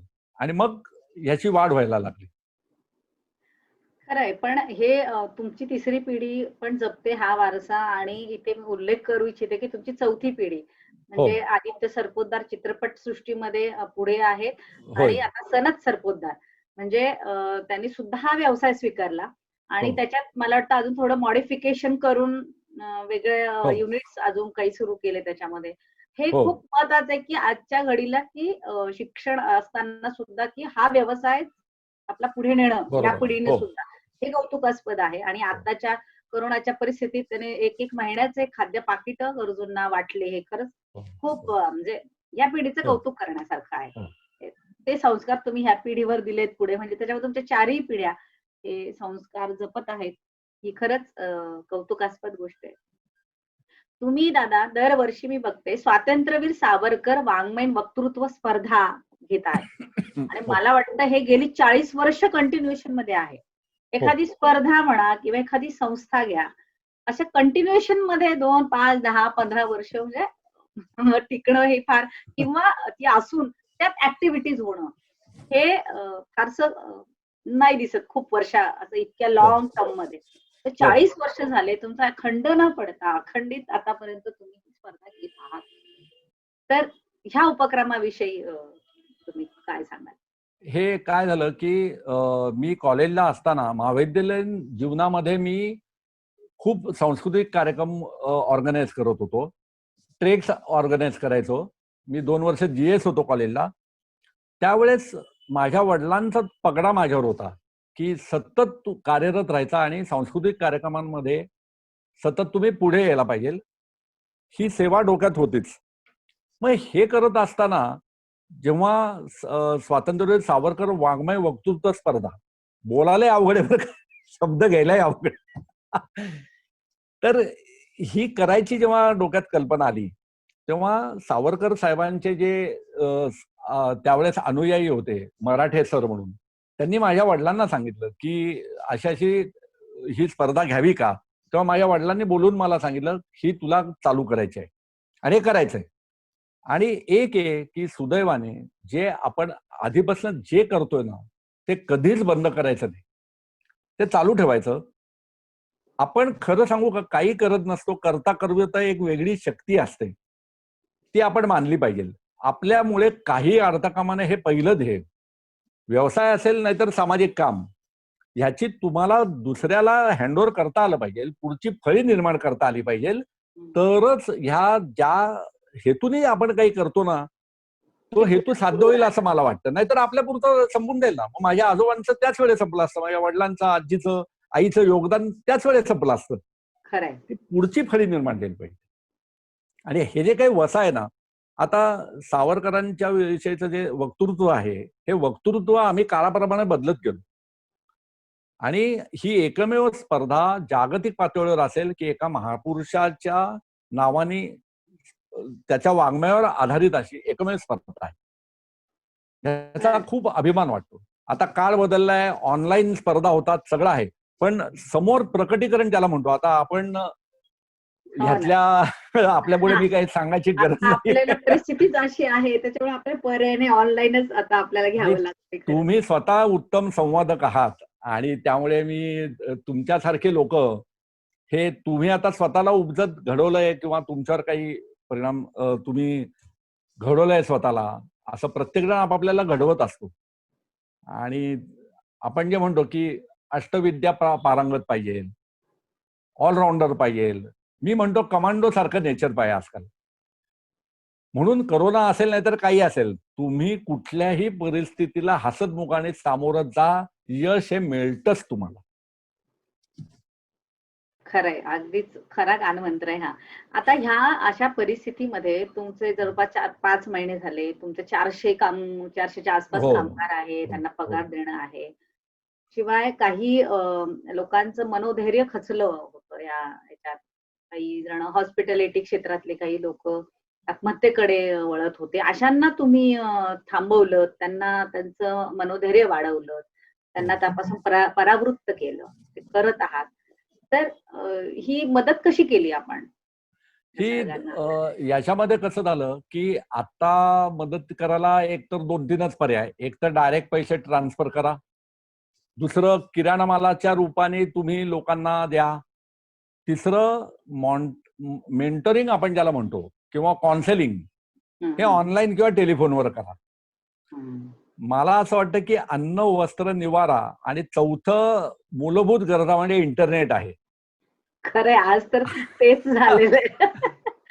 आणि त्या इंटरनेटचा पुरेपूर वापर, तंत्रज्ञानाचा वापर आणि खरं सांगू का, म्हणजे मी काही मोठं केलंय किंवा काही असं नाहीये. हे करत असताना करोडो रुपये, अब्जो रुपयाची गरज नसते. तुमच्या फक्त मनात इच्छा लागते, की तुम्हाला काहीतरी चांगलं करायचंय, कोणाच्या तरी उपयोगी पडायचंय. आणि आपण जे रिलेशन डेव्हलप करतो ना, ज्याला आपण PR म्हणतो, ही रिलेशन्सच उपयोगी पडतात. म्हणजे कसं झालं, की हे आता रिलेशनशिप मार्केटिंग म्हणून विषय आहे. आज मार्केटिंगच्या बाबतीत रिलेशनशिप मार्केटिंग हा नवीन टर्म आली. ही टर्म माझ्या वडिलांनी, आईनी, आजीनी ही आधीच वापरली आहे. ते काय म्हटले, तुम्ही इन्व्हेस्टमेंट इन मॅन करा. माणसातली नाती जपा. तुम्ही लोकांसाठीच करा. आता थोडासा एक विचार सांगतो, की जेव्हा मी सामाजिक काम गेले 40 वर्ष जे काही मला करायला योग मिळाला, ह्या बऱ्याचशा कामातून खूप लोकांचे लग्नाची केटरिंगची कामं मी केली. कुठे ना कुठेतरी ना ते पैसे तुमचे रिकव्हर होतात. म्हणजे मी मी अशा हेतूने केलंच नाही काही.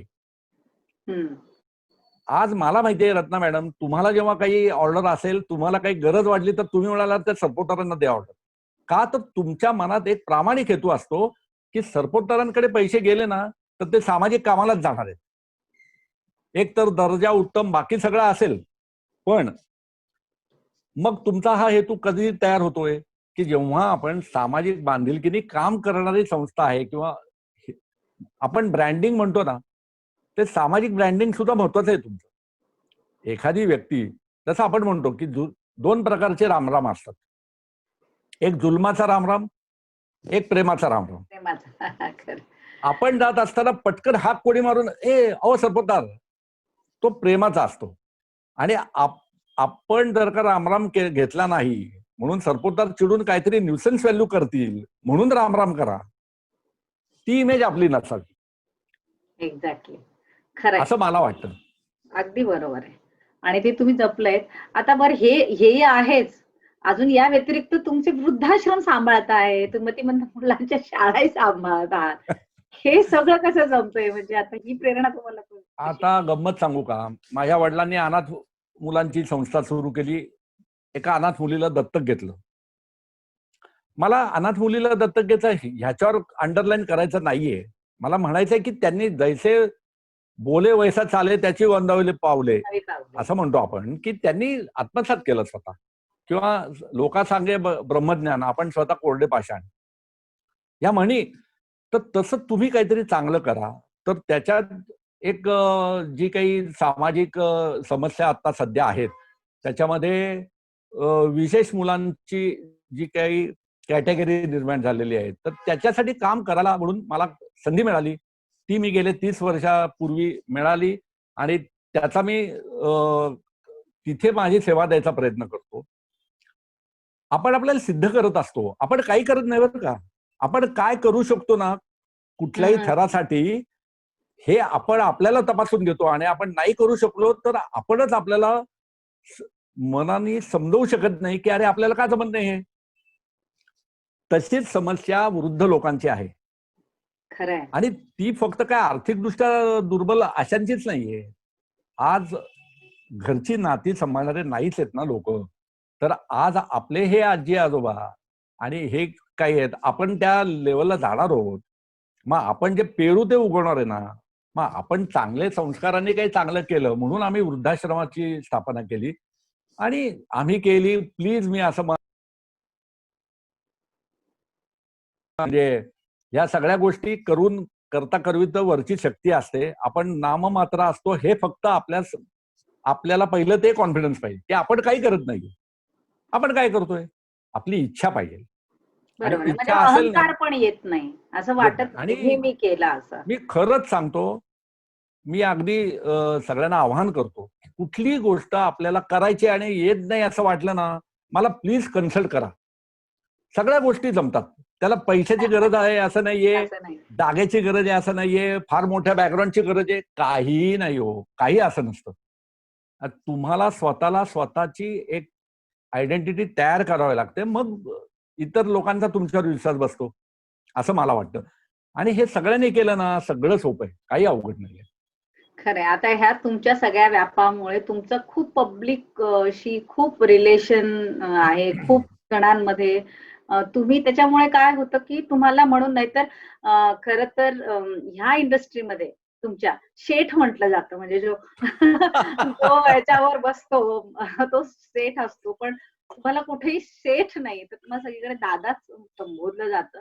हे याच्या मागे मला असं वाटतं, की हां. सगळ्यांना तो आपलेपणा वाटतो, की नाही आपल्या घरचेच आहे, येस. आपल्या हां. घरातलीच व्यक्ती, आपल्या जवळची बरोबर. आहे, की आपण त्यांना आपण आपलं काही शंका, समस्या आपण सांगू शकतो. काहीतरी आपल्याला सोल्युशन ह्याच्यातनं नक्की मिळेल.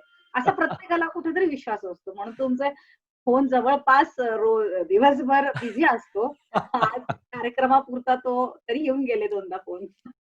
त्याच्यामुळे की लोकांना वाटतं, की अगदी छोट्या-छोट्या जरी त्यांच्या समस्या असतील, अगदी संसारातल्या असतील, तरी ते तुम्हाला कन्सल्ट करतात. आता हे सगळं होत असताना बऱ्याच वेळेला तुम्ही काहीतरी मीटिंगमध्ये असता किंवा काही व्यावसायिक लोकं हो. तुमच्यासोबत असतात. माझा हा अनुभव आहे, की तुम्ही कधीही तुम्हाला त्यावेळेस नाही जमलं, तर तुम्ही स्वतः कॉल बॅक येस. करता येस. किंवा त्यावेळेस फोन करून सांगता, की मी थोड्या वेळात करतो हो. किंवा जमत असेल, तर तुम्ही बोलता त्यावेळेला, काय कोणाची इमर्जन्सी असेल तर. पण असं करताना तुमच्यासोबत काही म्हणजे तुमच्या क्षेत्रातली काही ते मान्यवर असतील किंवा घरातली लोकं असतात. कारण त्यांनाही वेळ देणं गरजेचं असतं. मग अशा वेळेला हे सहकार्य कसं मिळतं आणि हा ताळमेळ कसा सांभाळता? मी चांगला प्रश्न आहे. खरंच सांगतो. काय होतं सांगतो. या बाबतीत ना आपल्याला आपल्या स्वतःचं नियोजन करायला लागतं.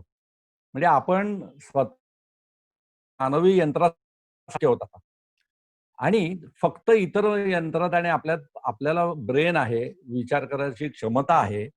तर आपण थोडंसं ना, ज्या लोकांमध्ये वावरतो आपण, म्हणजे आपले नातेवाईक असतील, आपले मित्रमंडळी असेल, आपली मीटिंग असेल, ह्या सगळ्याचं भान आपल्याला ठेवता आलं पाहिजे. नातेवाईक असताना, घरचे लोक असताना तुम्ही सारखं जर का दुसऱ्या विषयांवर काहीतरी बोलायला लागलात, तर त्यांना इरिटेट होऊ शकतं ना ते. आपण फोनवर बरोबर. अगदी हळू आवाजात कसं बोलायचं, समोरच्याला कळता कामा नये, ह्या पद्धतीने कसे विषय हँडल करायचे. जर का आसपासची लोक आहेत त्यांच्यावर अन्याय करू नका, की आपले नको असलेले विषय, माहीत नसलेले विषय त्यांनी ऐकायचे, आपली बडबड ऐकायची. कशासाठी? ज्यावेळी आपण आणि मग नियोजन करायचं, की लोकांना आपण रिक्वेस्ट अशी करतो, मोबाईलवर तर खूप चांगलं आपल्याला मेसेज पाठवता येतात, की मेसेज मी. तुमचं काय अर्जंट काम आहे का मेसेज करा. अर्जंट काम असेल, तर मग त्याही वेळेला आपण कुटुंबियांची माफी मागायची, जरा 2 मिनिटं मला जरा हा प्रश्न सोडवायचा आहे. तेच फ्रेंड सर्कलचं, तेच बाहेर मीटिंग करत असतानाचं.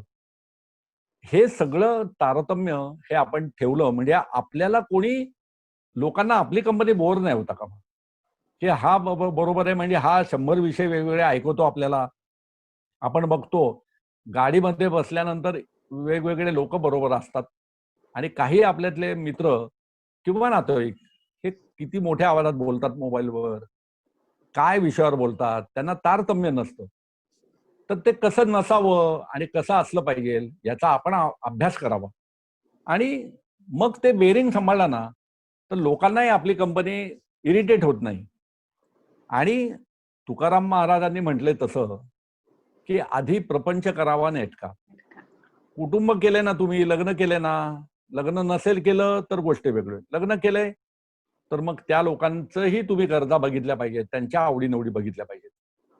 त्यांना उपाशी ठेवून त्यांच्या गरजा न भागवता दुसरीकडे केलं तरी चुकीचं आहे. तर त्यामुळे ह्या सगळ्याचा जर का ताळमेळ आपण केला ना, तर तीच लोक तुम्हाला मदत करतात ना. तेच हम्म. तुमचं त्यांनाही पटत असतं तुम्ही काहीतरी चांगलं करताय. म्हणून तर माझ्या मुलाने आता जे या अतिशय वाईट परिस्थितीमध्ये इन्कम सोर्स नसताना माझ्या मुलाने जो निर्णय घेतला की आपण ह्या वंचित लोकांसाठी किराणा मालाचे किट्स आपण वाटावेत. आपण आपली मौज मजा कमी करू, ते पैसे आपण तिथे डायव्हर्ट करू. हा विचार कधी आला? तर संस्कार आपण तसे द्यायला पाहिजे आणि ते करायचा प्रयत्न केला. आणि खरं सांगू का, आपण कोणी परिपूर्ण कोणीच नसतो. आपणही हे संस्कार एकलव्यासारखे लोकांकडनं शिकत असतो असं मला वाटतं, की खरंय. चांगले चांगले विचार, चांगलं चांगलं बोलणं वागणं. आता मॅडम तुम्ही जे काही बोलताय, जेव्हा आपला काही संपर्क येतो तेवढ्या आम्ही तुमच्याकडनं काही शिकत असतो. वयाने लहान असो मोठा असो असं काही नसतं त्याला, की समोरच्या व्यक्तीमध्ये काय नक्की चांगली गोष्ट आहे, आपल्याला काय शिकता येण्यासारखं आहे.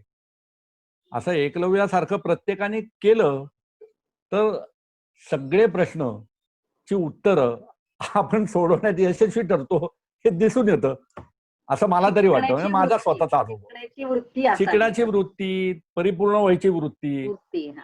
आणि आपण खरंच परिपूर्ण नसतो. आता नाही. आमच्या पिढीला टेक्नॉलॉजिकली आम्ही खूप मागे पडतो. मोबाईल मधली सगळी फंक्शन माहिती आहेत का? नाहीये. हम्म. म्हणून मला म्हणायचं आहे, की आता जसं सिनियर सिटीजनचा प्रश्न निघाला, ह्या आत्ताच्या महामारीच्या काळामध्ये जेव्हा असं झालं, की अचानक लॉक झालं आणि कोणालाही कुठलाही कामगार येणार नाहीये, कुठली सुविधा मिळणार नाहीये, त्यावेळेस आपापल्या सोसायटीमध्ये, अपार्टमेंटमध्ये, बंगल्याच्या शेजारी सिनियरनी काय करावं? हे माझ्या डोक्यात आल्यावर मी आव्हान असं केलं प्रत्येकाला. आणि तसं मी मीडियाशी बोललो. मीडियाने ती बाजू उचलून धरली आणि आवाहन केलं, की आपल्या आसपासच्या सिनियर्सना तुम्ही जेवण द्या. शक्य आहे की नाही? त्यांची गैरसोय होत नाही. बरं, ज्यांनी जेवण दिलं त्याला 2 पैसे मिळाले. असं एकमेकात सहकार्य करून आपण जर का केलं ना, तर आपण म्हणतो ना, की better together, together we grow. हे सगळ्या क्षेत्रात आहे. खरंय. त्याची प्रचिती येते असं मला वाटतं. तुमचं MBA आहे, मार्केटिंग मधला खूप मोठा तुमचा अनुभव आहे. तुम्ही खूप जणांना मार्गदर्शन करत आहे. सध्या ऑनलाईन पण मार्गदर्शन करत आहात. तर आता तुम्ही या परिस्थितीमध्ये, कोरोनाच्या सद्यस्थितीमध्ये हां. बऱ्याच जणांचे व्यवसाय ठप्प झाले, काहींचे उद्योग ठप्प झाले, काहींच्या नोकऱ्या गेलेल्या आहेत. ह्या सगळ्या अशा वातावरणामध्ये अ, त्यांना काय तुम्ही प्रभावीपणे मार्केटिंग करता येईल किंवा पुन्हा उभं राहण्यासाठी किंवा नवीन व्यवसाय समजा उद्योग अशा परिस्थितीत काही निवडायचा असेल, त्यांना शोधायचा असेल, तर त्यांनी तो कसा शोधावा, कसा निवडावा यावर मार्गदर्शन करा. पहिलं माफ करा, मार्गदर्शन करण्या एवढा मोठा मी खरंच नाहीये. परंतु माझ्या अनुभव शेअर करतो, की काय होतं, की 2 प्रकारचे कॅटेगरी आहेत. एक तर नोकरी आणि व्यवसाय. सगळ्यांनीच व्यवसाय केले तर नोकऱ्या कोण करणार आहे? आणि आणि नोकरीच वाले सगळे असतील आणि व्यवसायातलं जे एक चॅलेंज असतं, रिस्क घेतली नाही, तर व्यवसाय कसे तयार होणार? तर त्यामुळे मला असं वाटतं, की ज्याला जो कल आहे ना, त्या कलाकडे त्यांनी जावं. म्हणजे कोणाला नोकरी चांगली करायची ना, ती खूप छान करता येते. आणि ज्याला व्यवसाय करायचा आहे, तोही छान करता येतो. मग आता व्यवसाय करायचा आहे. तर साधं गणित आहे, की व्यवसाय करायचा आहे म्हणजे 2 पैसे कमवायचे. त्याला व्यवसाय म्हणतो आपण. आता या व्यवसायाला तुम्ही जो करणार आहात, तो प्राप्त परिस्थितीत आपल्याला काय करता येईल, हे पहिलं ठरवलं पाहिजे. पहिल्यांदा कोणासाठी करतोय? जे प्रॉडक्ट आपण मार्केटमध्ये आणतोय, ते कोणासाठी आहे? तो कस्टमर पहिला आपण शोधला पाहिजे. कस्टमर शोधून म्हणजे दुसऱ्या एखाद्याचं उदाहरण बघून नाही आपणही ते करू, तर ते यशस्वी होईल का? तर ते होईल असं नाही ना. तर त्यामुळे कस्टमर शोधा. आत्ताच्या काळामधले अगदी थोडक्यात सांगतो, हा विषय खूप डीप आहे. त्यामुळे बोलायला खूप आहे. आत्ताच्या काळात काय करता येईल? 0 पैसे भांडवल ते ₹500, ₹500 ते 5,000, 5,000 ते 25,000 ते ऑनवर्ड्स. हे इन्व्हेस्ट करणारे कित्येक आपल्याला व्यवसाय शोधता येतात. आता ह्या काळामध्ये आता कुठे जायचं नाही, यायचं नाही, फार कुठे कॉन्टॅक्टलेस तुम्हाला करायचं आहे. साधी गोष्ट आहे, की मी पाककला आणि इतर व्यवसाय याच्याविषयी थोडक्यात बोलतो, की कस्टमर शोधला, मग घरात आपल्याला किती लोक मदत करणार आहेत? आपण मानवी यंत्र आहोत समजा. घरात किती लोक आहोत आपण? मग आपल्याला कोण कोण? सगळेच घरी येतात आता. बाहेर जाणं येणं नाहीये काही. मग कोण काय करणार आहे? तर सगळ्यात सोपी गोष्ट पाककलेच्या बाबतीत कसं असतं, की महिलेला ती जास्त लगेच सुगरणपणे करत असते. मग आपल्याला नक्की काय चांगलं करता येतं? हे 1, 2, 3, 4 पदार्थ. मग मिस्टर काय करणार आहेत? मुलगा काय आपल्याला मदत करणार आहे? ह्या गोष्टी. सेकंड, आता हे केल्यानंतर तुम्हाला हे लोकांपर्यंत पोहोचलं पाहिजे, की तुम्ही हे करता. मग त्याला मार्केटिंग आलं. मग मार्केटिंगला इतकं सोपं आहे सध्या, की जे पूर्वी फार अवघड होतं, की तुमची ही एकतर माउथ पब्लिसिटीने करायला पाहिजे लोकांना. पण तुमचं कोणी खाल्लंच नसेल तर माउथ पब्लिसिटी होणार आहे कशी? कारण तुम्ही हा नव्याने धंदा करताय. तुम्ही हा व्यवसाय आता ह्या काळाप्रमाणे तुम्हाला हवंय म्हणून तुम्ही सुरू करताय. त्यामुळे माहीत नाहीये.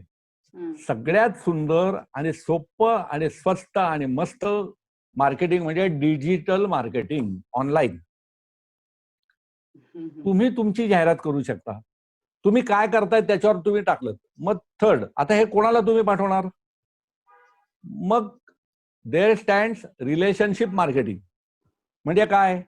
तर आता मी म्हटलं ते आलं, की तुम्ही लोकांसाठी काय केलंय, किती लोक तुमच्या कनेक्टेड मध्ये आहेत, कॉन्टॅक्ट मध्ये आहेत, ती लिस्ट तयार करा. आणि मग त्यांना आपण आपण जे काही करणार आहोत त्याचं क्रिएटिव्ह म्हणतो आपण, त्याला डिझाईन करणं, क्रिएटिव्ह करणं. आणि मग ते तुम्ही ऑनलाईन त्याला किती काय खर्च आहे? फक्त नेटचा खर्च. आणि क्रिएटिव्ह करणाऱ्या प्रोफेशनल एजन्सीज आहेत, प्लस आपल्या ऍपवर, अँड्रॉइड फोनच्या ऍपवर ते तुम्हालाही करता येतं. म्हणजे त्यामुळे अत्यल्प खर्चामध्ये मार्केटिंग होऊ शकते. नाहीच ना, खर्च निग्लिजिबल. बरं, निग्लिजिबल. त्यात आता रिलेशनशिप, तुमच्या रिलेशनशिपमध्ये तुम्ही जे लोक असतात ना, त्याच्यातले एक तरी डिझाईनवाला मिळतो, त्याला विचारा, बाबा मला अशी मदत करशील का?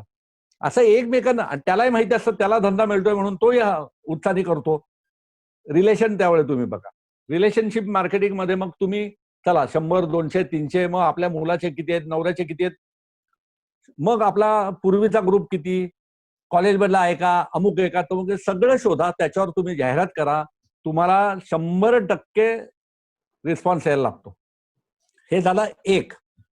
सेकंड, बरेचसे सोशल ग्रुप आहेत.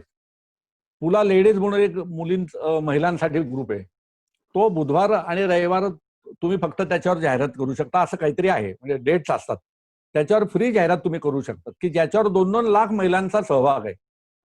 असे बरेच आहेत. तुमचं फेसबुक असतं, इंस्टाग्राम आहे. तर या सगळ्या गोष्टींचा वापर करून तुम्ही मार्केटिंग करू शकता. आता प्रॉडक्ट मध्ये तुम्हाला एकतर स्वतः काय करता येतं ते, तुम्हाला काही करता येत नसेल बाजूला काही प्रॉब्लेम नाहीये. आसपासच्या लोकांना सांगायचं, तुम्हाला भाज्या कापून देता येतात का? तुम्ही सांगा, मी कांदा कापून देते, मी वाटप करून देते, मी भाज्या. ह्या सगळ्या गोष्टी, नारळाचा चव म्हणा, खवलेला नारळ सुद्धा विकता येतो आपल्याला. ह्या सगळ्या पोळ्या करून देता येतात, भाकऱ्या करून देता येतात, वेगवेगळे सूप्स तयार करून देता येतील. आपण बघायचं, म्हणजे आपण म्हणतो ना, की गरज ही शोधाची जननी आहे. गरज काय आहे लोकांना, ते द्यायचा प्रयत्न करा. आपल्याला येत नाहीये का, काही हरकत नाहीये. आपल्या ओळखीत कोण करतं त्याच्याकडनं करून घ्या आणि सप्लाय करा. असं कोण म्हणतं की तुम्हीच प्रोडक्शन बघायला पाहिजे? इस्त्री करून द्या. अपार्टमेंटमध्ये किंवा आसपासच्या लोकांना सांगा, मी घरी इस्त्री करून देते किंवा देतो. इस्त्री करून देता येतील. एक तेलाचं मशीन मध्ये निघालंय, ते घरगुती लेवलला दिवसाला 15 किलो तेल तुम्हाला करता येतं. वेगवेगळ्या तेल बियांचं तेल, ते मशीन घ्या. त्याच्यापासून तुम्ही लोकांना सांगा, की मला तुम्ही बिया आणून द्या, मी तेल करून देते, किंवा माझं तेल घरगुती आहे, मी तुला विकते. घरघंटी आहे, वेगवेगळी पिठं लागतात लोकांना, आणि लोक हल्ली हायजीन याच्याकडे फार बघतात. तर आपल्यासारख्या घरी चांगलं कोणीतरी केलेलं पीठ असेल, ते अन्नपदार्थ असतील, तर 100% लोक आपल्याचकडनं घेणार ना. आणि मग तिथं तुमचं मार्केटिंग कसं करायचं, तुम्ही PR कसा सांभाळायचा, हे आपल्यावर आहे. ही एक सुरू केल्यानंतर असोसिएशन मार्केटिंग म्हणजे इतर जे नॅशनल किंवा मल्टीनॅशनल बेकरी असतील, इतर काही वस्तू असतील, आता काही लोक पूजा साहित्य विकायला लागलेत, काही लोक सॅनिटायझेशन मटेरियल विकायला लागलेत, काही लोक कपडे विकायला लागलेत. ह्या कोणाबरोबर तरी टाईप करा, दोघा तिघांचं मिळून मार्केटिंग तुम्ही करा. म्हणजे एका प्रॉडक्टसाठी तुम्ही ज्या लोकांना टॅप करताय त्यांना अजून 4 वस्तूंसाठी जर का टॅप केलं तर तुमचा व्यवसाय वाढणारच आहे, कमी तर होणार नाहीये. बरोबर, बिन भांडवली धंदे आहेत हे, अवघड काहीच नाहीये. असे कितीतरी व्यवसाय मी तुम्हाला सांगू शकतो की ज्याला काहीच खर्च पडणार नाहीये. एकमेकांच्या ओळखीनी संबंधांनी हे व्यवसाय करता येतील आपल्याला. सेकंड थिंग, समजा आपल्याला व्यवसाय नाही करायचा, व्यवसायामध्ये रिस्क असते, नोकरी करायची, तर कितीतरी आज गोष्टी अशा आहेत की ज्याला किती तुम्ही शिकायची गरज नसते किंवा वेगवेगळ्या टेक्नॉलॉजिकल डिग्रीची गरज नसते. असे कितीतरी व्यवसाय आहेत, नोकऱ्या आहेत, त्या नोकऱ्या करू शकतो आपण. त्या कुठल्या आहेत ते सांगण्या इतका आता वेळ नाही आपल्याकडे. तर त्यामुळे आपल्याकडे हे सगळं शक्य आहे. फक्त काय पाहिजे, मानसिक तयारी पाहिजे. तुम्ही अपंग असाल, तब्येतीने होत नाही काही कामं, पैशाला कमी असाल, जागेला कमी असाल, तरी या सगळ्या गोष्टींना उत्तर आहे. तर त्यामुळे मला खात्री आहे की कोणी स्वस्त बसू शकत नाही. तुमच्याकडे कुठलंही स्किल नाहीये ना, तर काय करता येईल त्याला सुद्धा आपल्याकडे सोल्युशन आहे. मी काही जादूगार नाहीये किंवा मी काही असा मांत्रिक नाहीये किंवा काहीतरी आध्यात्मिक गुरु नाहीये. पण काही मोठ्या लोकांनी म्हटलेलं आहे, तूच आहे तुझ्या जीवनाचा शिल्पकार. आणि एका मोठ्या आध्यात्मिक गुरुनी म्हटलेलं आहे की भिवू नको, मी तुझ्या पाठीशी आहे. भिवू नको, मी तुझ्या पाठीशी आहे, हे आपले मित्रमंडळी आणि नातेवाईक म्हणत असतात. आणि तूच आहे तुझ्या जीवनाचा शिल्पकार, हे जे म्हणतात काही थोर लोकांनी म्हटलं आणि सिद्ध केलेलं आहे. म्हणजे आपल्यालाच आपलं स्वतःचा आर्किटेक्ट, फॅब्रिकेटर जे काही आहे ते आपल्याला घडवायचं आहे स्वतःला. खरंय, self help is the best. खरंच सांगू का, आता ज्या अँड्रॉइड फोनवर किंवा आपण इंटरनेटवर आता बोलतोय, ही सुविधा पूर्वी नव्हती ना. आपण खूप नशीबवान आहोत. आज तुम्हाला कुठलंही नॉलेज हवंय, तुम्ही फक्त युट्यूबवर जा, तुम्ही गुगल सर्च करा, सगळ्या गोष्टी तुम्ही, आता हे मी सांगायची गरज नाहीये. म्हणजे आपण म्हणतो ना की काखेत कळसा गावाला वळसा, आपल्याकडे सगळं असतं. आणि तुमच्यासारखे समाजामध्ये सक्रियतेने काम करणारी लोक आहेत, ह्याचा शोध घ्यायचा आपण, त्यांच्याकडनं काही नो हाऊ घ्यायचं. एक गोष्ट मी तुम्हाला विचारली की मला ऍडमिशन हवी आहे बरं काय का शाळेत, माझ्या नातवासाठी हवी आहे, जरा प्रयत्न करणार का? तुम्ही काय कराल माहितीये का, तुमच्याकडे ती वृत्ती असेल ना, ही वृत्ती पाहिजे. तुम्ही काय म्हणाल, ओके, डोंट से नो, नकार देऊ नका, प्रयत्न करते. मग तुम्ही काय कराल, जरा तुमचे रिलेशन कोणाकोणाशी आहेत, PR कोणाशी आहेत, मग तुम्ही बरोबर, अरे हा, ही व्यक्ती अशा ह्याच्यात भेटली होती आणि त्यांनी मला सांगितलं की हे कार्ड आहे, काय असेल तर मला, त्याला आपण प्रयत्न करून बघू.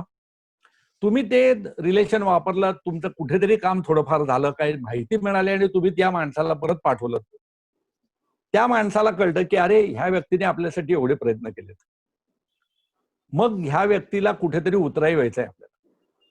एक गोष्ट, काम हो नाही तर न हो, पण कुठेतरी मार्ग मिळतो आणि ते मार्ग मिळून द्यायचा प्रयत्न आपण एकमेकांनी केला तर काय अवघड आहे मला सांगा तुम्ही. करून बघा, काही पैसे लागत नाही, काही नाही. म्हणून दादा, मी कोणाला काही शंका असेल, वेगवेगळ्या क्षेत्रात काही त्यांना अडचण असेल, तर त्यांनी तुम्हाला फोन करा. मी तुमचा नंबर कमेंट बॉक्स मध्ये टाकलेला आहे, त्यांनी नक्की आपल्याला कॉन्टॅक्ट करू शकता. आता मला एवढं म्हणावंसं वाटतं की तुमचा हा सगळा बघितल्यावर की सुसंगती सदा घडो, सृजन वाक्य कानी पडो. हे लहानपणापासून साहित्यिक कलाकार मंडळींचा सहवास तुम्हाला लाभला आणि म्हणजे आपलं व्यक्तिमत्व त्यातनं घडत गेलं. तर मला असं वाटतं की व्यक्तिमत्व विकास दुसरा काय असतो, की शेवटी हेच जे संस्कार आणि त्या आचार विचारांची जोपासना करणं जे आपल्याला झालेले असतात. हो. त्याच्यामुळे त्यासाठी वेगळ्या कार्यशाळा काही म्हणजे करायला पाहिजे असं मला वाटत नाही. तर हे असंच होत राहिलं, त्याचं आपण जोपासना करत राहिलो तर नक्कीच ते होईल. सध्या पुणा गेस्ट हाऊसचे काय ह्या वातावरणामध्ये काय प्रोजेक्ट करत आहात का? काय काय चालू आहे पुणा गेस्ट हाऊसचं? आता माझ्या मुलांनी आता आम्ही पार्सल सर्व्हिस सुरू केली. बरं. म्हणजे लोकांना एका पदार्थासाठी सुद्धा घरपोच सेवा सुरू केली. मला अच्छा. काय वाटतं, की अशा काही संध्या येतात ना, हं. त्याचा आपल्याला त्यातून नवीन परिमाणं तयार होतात. सगळ्याच व्यवसायांच्या बाबतीत. तर हे एक नवीन क्रांती घडतीये आणि आपण सर्व साक्षीदार आहोत त्याचे. वेगळ्या कारणामुळे का होईना, पण एक वेगळं मापदंड तयार व्हायला लागलेले आहेत. लोकांना जी गरज नव्हती ते आता घरपोच सेवा. अरे, तुमचं थालीपीठ घरी येऊ शकतं? तुमचे मोतीचूर लाडू घरी येऊ शकतात. वाह! तुमचं जेवण घरी येऊ शकतं. तर ते पुण्यातल्या कुठल्याही परिघामध्ये द्यायची व्यवस्था आपण केलेली आहे आणि त्याच्यासाठी खूप चांगल्या एजन्सी सुद्धा तयार झालेल्या आहेत. मी एक सांगू इच्छितो, डंझो सारखी एक एजन्सी आहे, ॲप आहे. असे बऱ्याच ॲप आपल्याकडे अवेलेबल आहेत, की जर का तुम्हाला कुठलीही वस्तू पाहिजे ना, तर त्या ॲपवर कळवलं, की ते आपल्याला ती वस्तू आपल्या घरपोच आणून देतात. फक्त आमचं जेवण असं नाही, कुठलीही वस्तू असेल ती. अशा बऱ्याच एजन्सीज आता निघालेल्या आहेत. त्यामुळे व्यवसाय करत असाल तुम्ही, तर तुम्हाला त्या अशा टाईपच्या ॲपचा खूप उपयोग पडतो. ते आम्ही पुन्हा गेस्ट हाऊसच्या माध्यमातून सुरू केलं. त्याच्यानंतर आत्ता असं बघतोय, की आम्ही एकच इप्सित ठेवलंय, की आपल्याला रोजगार वाढवायचा आहे. आपल्या कामगारांचा मोरल वाढवायचा आहे. आणि म्हणून पुण्यामध्ये आम्ही काही गृहिणींच्या माध्यमातून खूप चविष्ट पदार्थ करून घेतोय आणि ते पुण्याच्या वेगवेगळ्या कॉर्नरमध्ये, वेगवेगळ्या एरियामध्ये अवेलेबल करून देतोय, की ज्याच्यामुळे लोकांनाही चांगली सेवा मिळेल, चविष्ट पदार्थ मिळतील आणि लोकांना रोजगार मिळेल, की जे ते करू शकतात आपल्याकडे येऊन. पॅव्हेलियन मॉल सारख्या ठिकाणी जिथं 5 स्टार पंचतारांकित सुविधा असतात, तिथे माझ्या मुलांनी आता म्हणजे चौथी पिढी, त्यांनी पुन्हा गेस्ट हाऊसच्या शाखा सुरू केलेल्या आहेत. मला असं वाटतं, की local food in 5 star hotel amenities. आपल्याकडे परदेशी लोकं जेव्हा येतात ना, ते विचारतात, "what is your local food?" आम्हाला कुठे मिळेल ते? तर ते लोकल फूड साहजिक आहे, गल्ली-बोळामध्ये एक-एक पदार्थ शोधात जायला किती अवघड आहे. ते एकाच छताखाली मॉलमध्ये आपल्याला त्या पंचतारांकित संस्कृतीमध्ये त्यांना सर्व्ह करता यायची संधी माझ्या मुलामुळे आणि त्या नवीन विचारामुळे मिळाली. क्या बात! त्याचा वाढवायचा आम्ही प्रयत्न करू. वाह! छान. आणि आता ह्या कार्यक्रमाच्या निमित्ताने मी सगळ्यांनाच सांगते, की पुन्हा गेस्ट हाऊसचं नाव झालेलं आहे त्यासाठी मला काही जाहिरात करण्याची तशी गरज नाहीये. पण आत्ताच्या ह्या परिस्थितीमध्ये, की तुम्ही जो की ज्येष्ठ नागरिक आहे, ज्यांच्या घरी बनवायला कोण हो. नाही, त्यांना टिफिन सेवा देणं किंवा हो. घरात आजारपण आहे, त्यांना पदार्थ म्हणजे हो. थाळीसारखं घरपोच. डबा हां. किंवा असं तुम्ही घरपोच देत आहात. हे चांगलं हो. काम तुम्ही करत आहात. अशी गरज कोणाला लागत असेल, तर नक्की तुम्ही कॉन्टॅक्ट करू शकता. आता गणपती पण येत आहे. उकडीचे मोदक तर आपले प्रसिद्ध आहेत. त्याच्या भरपूर कार्यशाळा तुम्ही घेतलेल्या हो. आहेत. येस. उकडीचे मोदकाचे हो. सुद्धा. तर ते आहेत. फक्त हे सांगावसं याच्यासाठी वाटलं मला, की मला माहिती आहे तुमचं काम काय आहे आणि आज 4 पिढ्यांपासून चालत आलेले संस्कार आहेत. जे तुम्ही जपत आहात आणि इकडे गेलेला हा जो पैसा असेल, तो नक्कीच पुन्हा समाजामध्ये परत येणार आहे, ही हो. खात्री कुठेतरी वाटतीये. हो. म्हणून मला हे सांगावसं वाटलं या तुमच्या जी काही माहिती दिली त्या अनुषंगानं. तर दादा आता आपण शेवटच्या टप्प्यात आहोत मुलाखतीच्या. तर शेवटी जाता-जाता काय संदेश द्याल? म्हणजे ॲक्चुअली हा प्रत्येक मुलाखतीत तसा कॉमन प्रश्न असतो. नाही आता एक आहे की कारण नुकतेच प्रत्येक मुलाखत आपण जी काही मी मी आता जी संवाद पर्वमध्ये ऑर्गनाइज करते, तर हो. प्रत्येक मुलाखतीचं एक कारण असणार आहे, की ह्या व्यक्तीची मुलाखत आपण का घेत आहोत? त्यांच्याकडनं काय शिकायला मिळणार आहे? त्यांच्याकडनं काय प्रेरणा मिळणार आहे? त्यांच्याकडनं काय सकारात्मक ऊर्जा समाजात पोहोचणार आहे? त्यानं किती लोकांना त्याचा फायदाही होणार आहे? हा सगळ्याचा विचार करून ह्या मुलाखतीचं प्रयोजन आहे आणि म्हणून माझं हे पर्व सुरू करताना पहिली मुलाखत साठी मी तुम्हाला निवडलेला आहे. आणि म्हणून जरी तो कॉमन असला प्रश्न, तरी मी तो विचारणार आहे, की तुम्ही शेवटी जाता जाता काय संदेश द्याल आम्हा सगळ्यांना? एक तर हे संवाद पर्व हा जो उपक्रम सुरू केला ना, तो वाखाणण्यासारखाच आहे. ह्यासाठी नाही की मला काही ह्याच्यात सहभागी होता यावं म्हणून मी कौतुक करत नाहीये, पण संवाद हा प्रत्येक गोष्टीचा कडा आहे असं मला वाटतं आणि तो तुम्ही साधायचा प्रयत्न करताय. कुठल्याही गोष्टीची सुरुवात आपण गणरायाच्या आरतीने किंवा नमनाने करतो. नुकतेच गणरायाचं आता आगमन होतंय, आगमन होणार आहे. होणार आहे आणि त्या गणरायाला स्मरून मला असं वाटतं की तुमच्या आयुष्यातला आनंद हा गणरायाच्या काना एवढा विशाल असावा, अडचणी उंदरा एवढे लहान असावेत, आयुष्य सोंडे एवढे लांब असावे आणि शेवटचे आयुष्यातले क्षण हे गणपतीला आवडणाऱ्या मोदकासारखे आनंदी असावेत असं मला वाटतं. वा, तेव्हा क्या गणपती बात. बाप्पा खूप मोरया सुंदरच खरंच. या उपक्रमाची नाही, सुरुवात खरंच सुद्धा आहे. हो, अगदी. आणि मी तेच डोळ्यासमोर ठेवून केलंय, कारण आता लगेच शनिवारी पुढच्या गणेश चतुर्थी आहे, हो गणपतीचं आगमन होतंय. शनिवार, रविवार सगळेजण बिझी असतील, त्या दिवशी आपल्याला करता येणार नाहीये कार्यक्रम. म्हणून त्याच्या आधीचा रविवार मी ह्या कामासाठी निवडला आणि गणपतीकडनं ते आशीर्वाद, त्याची कृपा असावीच आणि त्याच्याकडे हेच मागणं मागूयात, की लवकरच ह्या परिस्थितीतून सगळ्यांनाच बाहेर पडण्यासाठी तू बाबा ती परिस्थिती निर्माण कर आणि हे सगळं मळभ दूर होऊ दे सगळ्यांच्या आयुष्यातलं, की त्याच्या चरणी प्रार्थना आपली आहेच नक्की.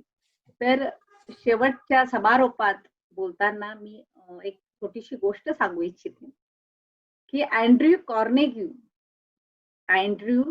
कॉर्नेगी हा स्कॉटिश युवक अमेरिकेत आला. सोन्याचा शोध ह्या गोष्टीचं नाव आहे. सुरुवातीला तो उदरनिर्वाहासाठी छोटी मोठी कामं करू लागला. मग एक दिवस तो अमेरिकेच्या सर्वात मोठ्या एक पोलादाचा कारखाना आहे, त्याचा मालक बनला. बघा हां, छोट्या-छोट्या कामातून तो मालक बनला. त्याच्या कामाचा व्याप मग एवढा वाढला, एक वेळी अनेक कोट्याधीश काम करू लागले. मग कोणीतरी कार्नेगीला विचारलं, की तुम्ही लोकांशी कशाप्रकारे संबंध ठेवता? तर कार्नेगीनं उत्तर दिलं, लोकांशी संबंध ठेवणं म्हणजे सोन्यासाठी खोदकाम करणं होय. 1 अंश सोने मिळवण्यासाठी कित्येक टन माती दूर करावी लागते. तर खोदकाम करताना तुम्ही मातीचा नाही, तर सोन्याचा शोध घेत असता. तर अशी ही सोन्यासारखी माणसंच आपल्याला जमवायची आहेत, टिकवायची आहेत आपल्या आयुष्यात. शेवटी काय, तर आपण कुठल्याही क्षेत्रात काम करत असलो, तरी आपल्या यशाचा पाया काय आहे? तर आपला दृष्टिकोन. जीवनात यशस्वी होण्यासाठी आणि सामाजिक बांधिलकी जपण्यासाठी सौजन्य, प्रसन्न स्मित हास्य या गोष्टी हव्यातच. पण आपल्या अंतःकरणात तो खरा सेवाभाव असला पाहिजे. तर मग बाहेरच्या गोष्टी आपोआपच येतात आणि त्या वेगळ्या कृत्रिमपणे कराव्या लागत नाही. फ्रेंच तत्वज्ञ ब्लेज पास्कल याच्याकडे एक माणूस आला आणि म्हणाला, तुमच्यासारखी बुद्धी मला मिळाली ना, तर मी अधिक चांगला माणूस होईल. तर म्हणजे मी बनलो असतो. तर त्यावर पास्कलनं म्हटलं, की तुम्ही प्रथम चांगला माणूस बनण्याचा प्रयत्न करा, म्हणजे माझ्यासारखी बुद्धी ही तुमच्याकडे आपोआप तुम्हाला लाभेल. म्हणून मनावर, बुद्धीवर सतत आपले चांगले विचार, चांगले संस्कार आपल्या आदळत राहायला पाहिजे, असं मला वाटतं. आणि म्हणूनच खरं तर संवाद पर्व सुरू करण्यामागचं माझं प्रयोजन आहे, म्हणजे नकारात्मकता आपोआपच आपल्यापासून दूर जाते. आपला दृष्टिकोन जर योग्य असेल, तर हिरे माणकांपेक्षाही मौल्यवान गोष्टी आपल्या म्हणजेच चांगल्या संधी आपल्याला पावलोपावली दिसू लागतील आणि त्या संधी आपण बरोबर ओळखून आवश्यक ती कृती जर केली, तर आपल्याला संधीचं सोनं करता येणार आहे. ह्या परिस्थितीत सुद्धा आपण हे करू शकणार आहोत. त्यासाठी फक्त एक आत्मविश्वास आणि तुमची प्रबळ इच्छाशक्ती यासाठी ठेवा. नक्कीच ते सुद्धा होईल. आणि मला वाटतं हेच आजच्या किशोरदादा सरपोतदार यांच्या सोबतच्या गप्पांमधून आपण आपल्याला हे उमगलंय असं मला वाटतं. तर रसिको हो, कमेंट बॉक्समध्ये किशोरदादांचा नंबर मी दिलेला आहे. आपण त्यांना कॉन्टॅक्ट करू शकता तुम्हाला काही अडचण आली तर. शिवाय तुम्हाला काही पुन्हा गेस्ट हाऊसचं काही हवं असेल तरी तुम्ही त्यांना कॉन्टॅक्ट करू शकता. रसिको, जसे मी कार्यक्रम सुरू करत आहे, त्या प्रत्येक कार्यक्रमात आपण भरपूर मला प्रतिसाद देत आहात, तसाच या कार्यक्रमालाही देत आहात.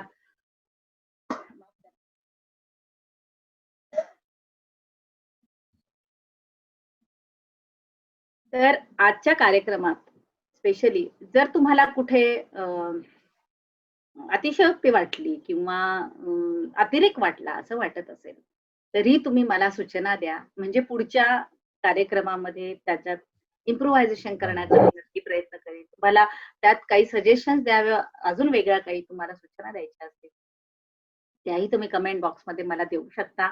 त्यावर मी नक्की विचार करेन. आणि यानं आपण मी जो हा खजिना निर्माण करतेय आणि या खजिन्यासाठी एक एक दागिने, एक एक मोती या सगळ्या व्यक्तींच्या रूपामध्ये मी गोळा करतेय आणि हा खजिना सगळा आपल्यासाठीच हा राहणार आहे. आणि हे सगळं मी आपल्या सहकार्याने, आपल्या सहभागातूनच मी करू शकणार आहे. म्हणून तुमचा ते सहकार्य आणि सहभाग मला खूप मोलाचा वाटतो. तो तुम्ही नक्की द्याल, नक्की करा. रसिक हो, फॉर्च्यून वास्तुशिल्प डेव्हलपर्सचे मनापासून आभार मानते की त्यांनी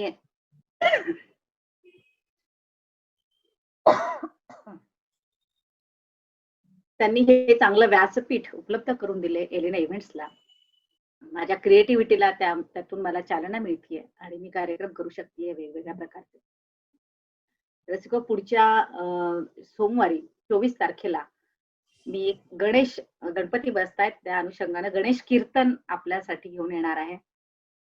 त्याचाही आस्वाद सोमवारी संध्याकाळी 5 वाजता 24 तारखेला त्याचाही आपण आस्वाद घ्याल. असाच प्रतिसाद तुमचा असेल. फॉर्च्यून वास्तुशिल्प डेव्हलपर्स यांचा नवीन प्रोजेक्ट आहे फॉर्च्यून वेदास. चांगला प्रोजेक्ट आहे, त्याचंही तुम्ही जाणून घ्या. त्यांचे इतरही प्रोजेक्ट्स आहेत त्याविषयी जाणून घ्या. कारण फॉर्च्यून वास्तुशिल्प म्हणजे जिथं साकारतं आपल्या स्वप्नातलं घर. तर नक्की आपण त्यांना त्यांच्या प्रोजेक्टला भेट द्या, एवढं मी सांगू इच्छिते. आणि कार्यक्रमाच्या समारोपाला जाताना संवाद पर्व भाग 1 आज आपल्या सगळ्यांच्या सहकार्यानं पार पडलाय आणि किशोरदादांनी त्यांच्या व्यस्त दिनक्रमातून अमूल्य बहुमूल्य त्यांचा वेळ दिला. त्याबद्दल खरंच त्यांचे मी आभारी आहे. त्यांना एक शब्द मी टाकला, दादा मला तुमची मुलाखत घ्यायची आहे. तर दादा तयार झाले आणि त्यांनी मनापासून वेळ दिला, त्याबद्दल त्यांचे खरंच मनापासून आभार. रसिक श्रोत्यांचे मनापासून आभार. फॉर्च्यून वास्तुशिल्प डेव्हलपर्सचे मनापासून आभार मानते आणि आपल्या सगळ्यांची रजा घेते. संवाद पर्व 2 लवकरच तुमच्यासाठी घेऊन येणार आहे. धन्यवाद.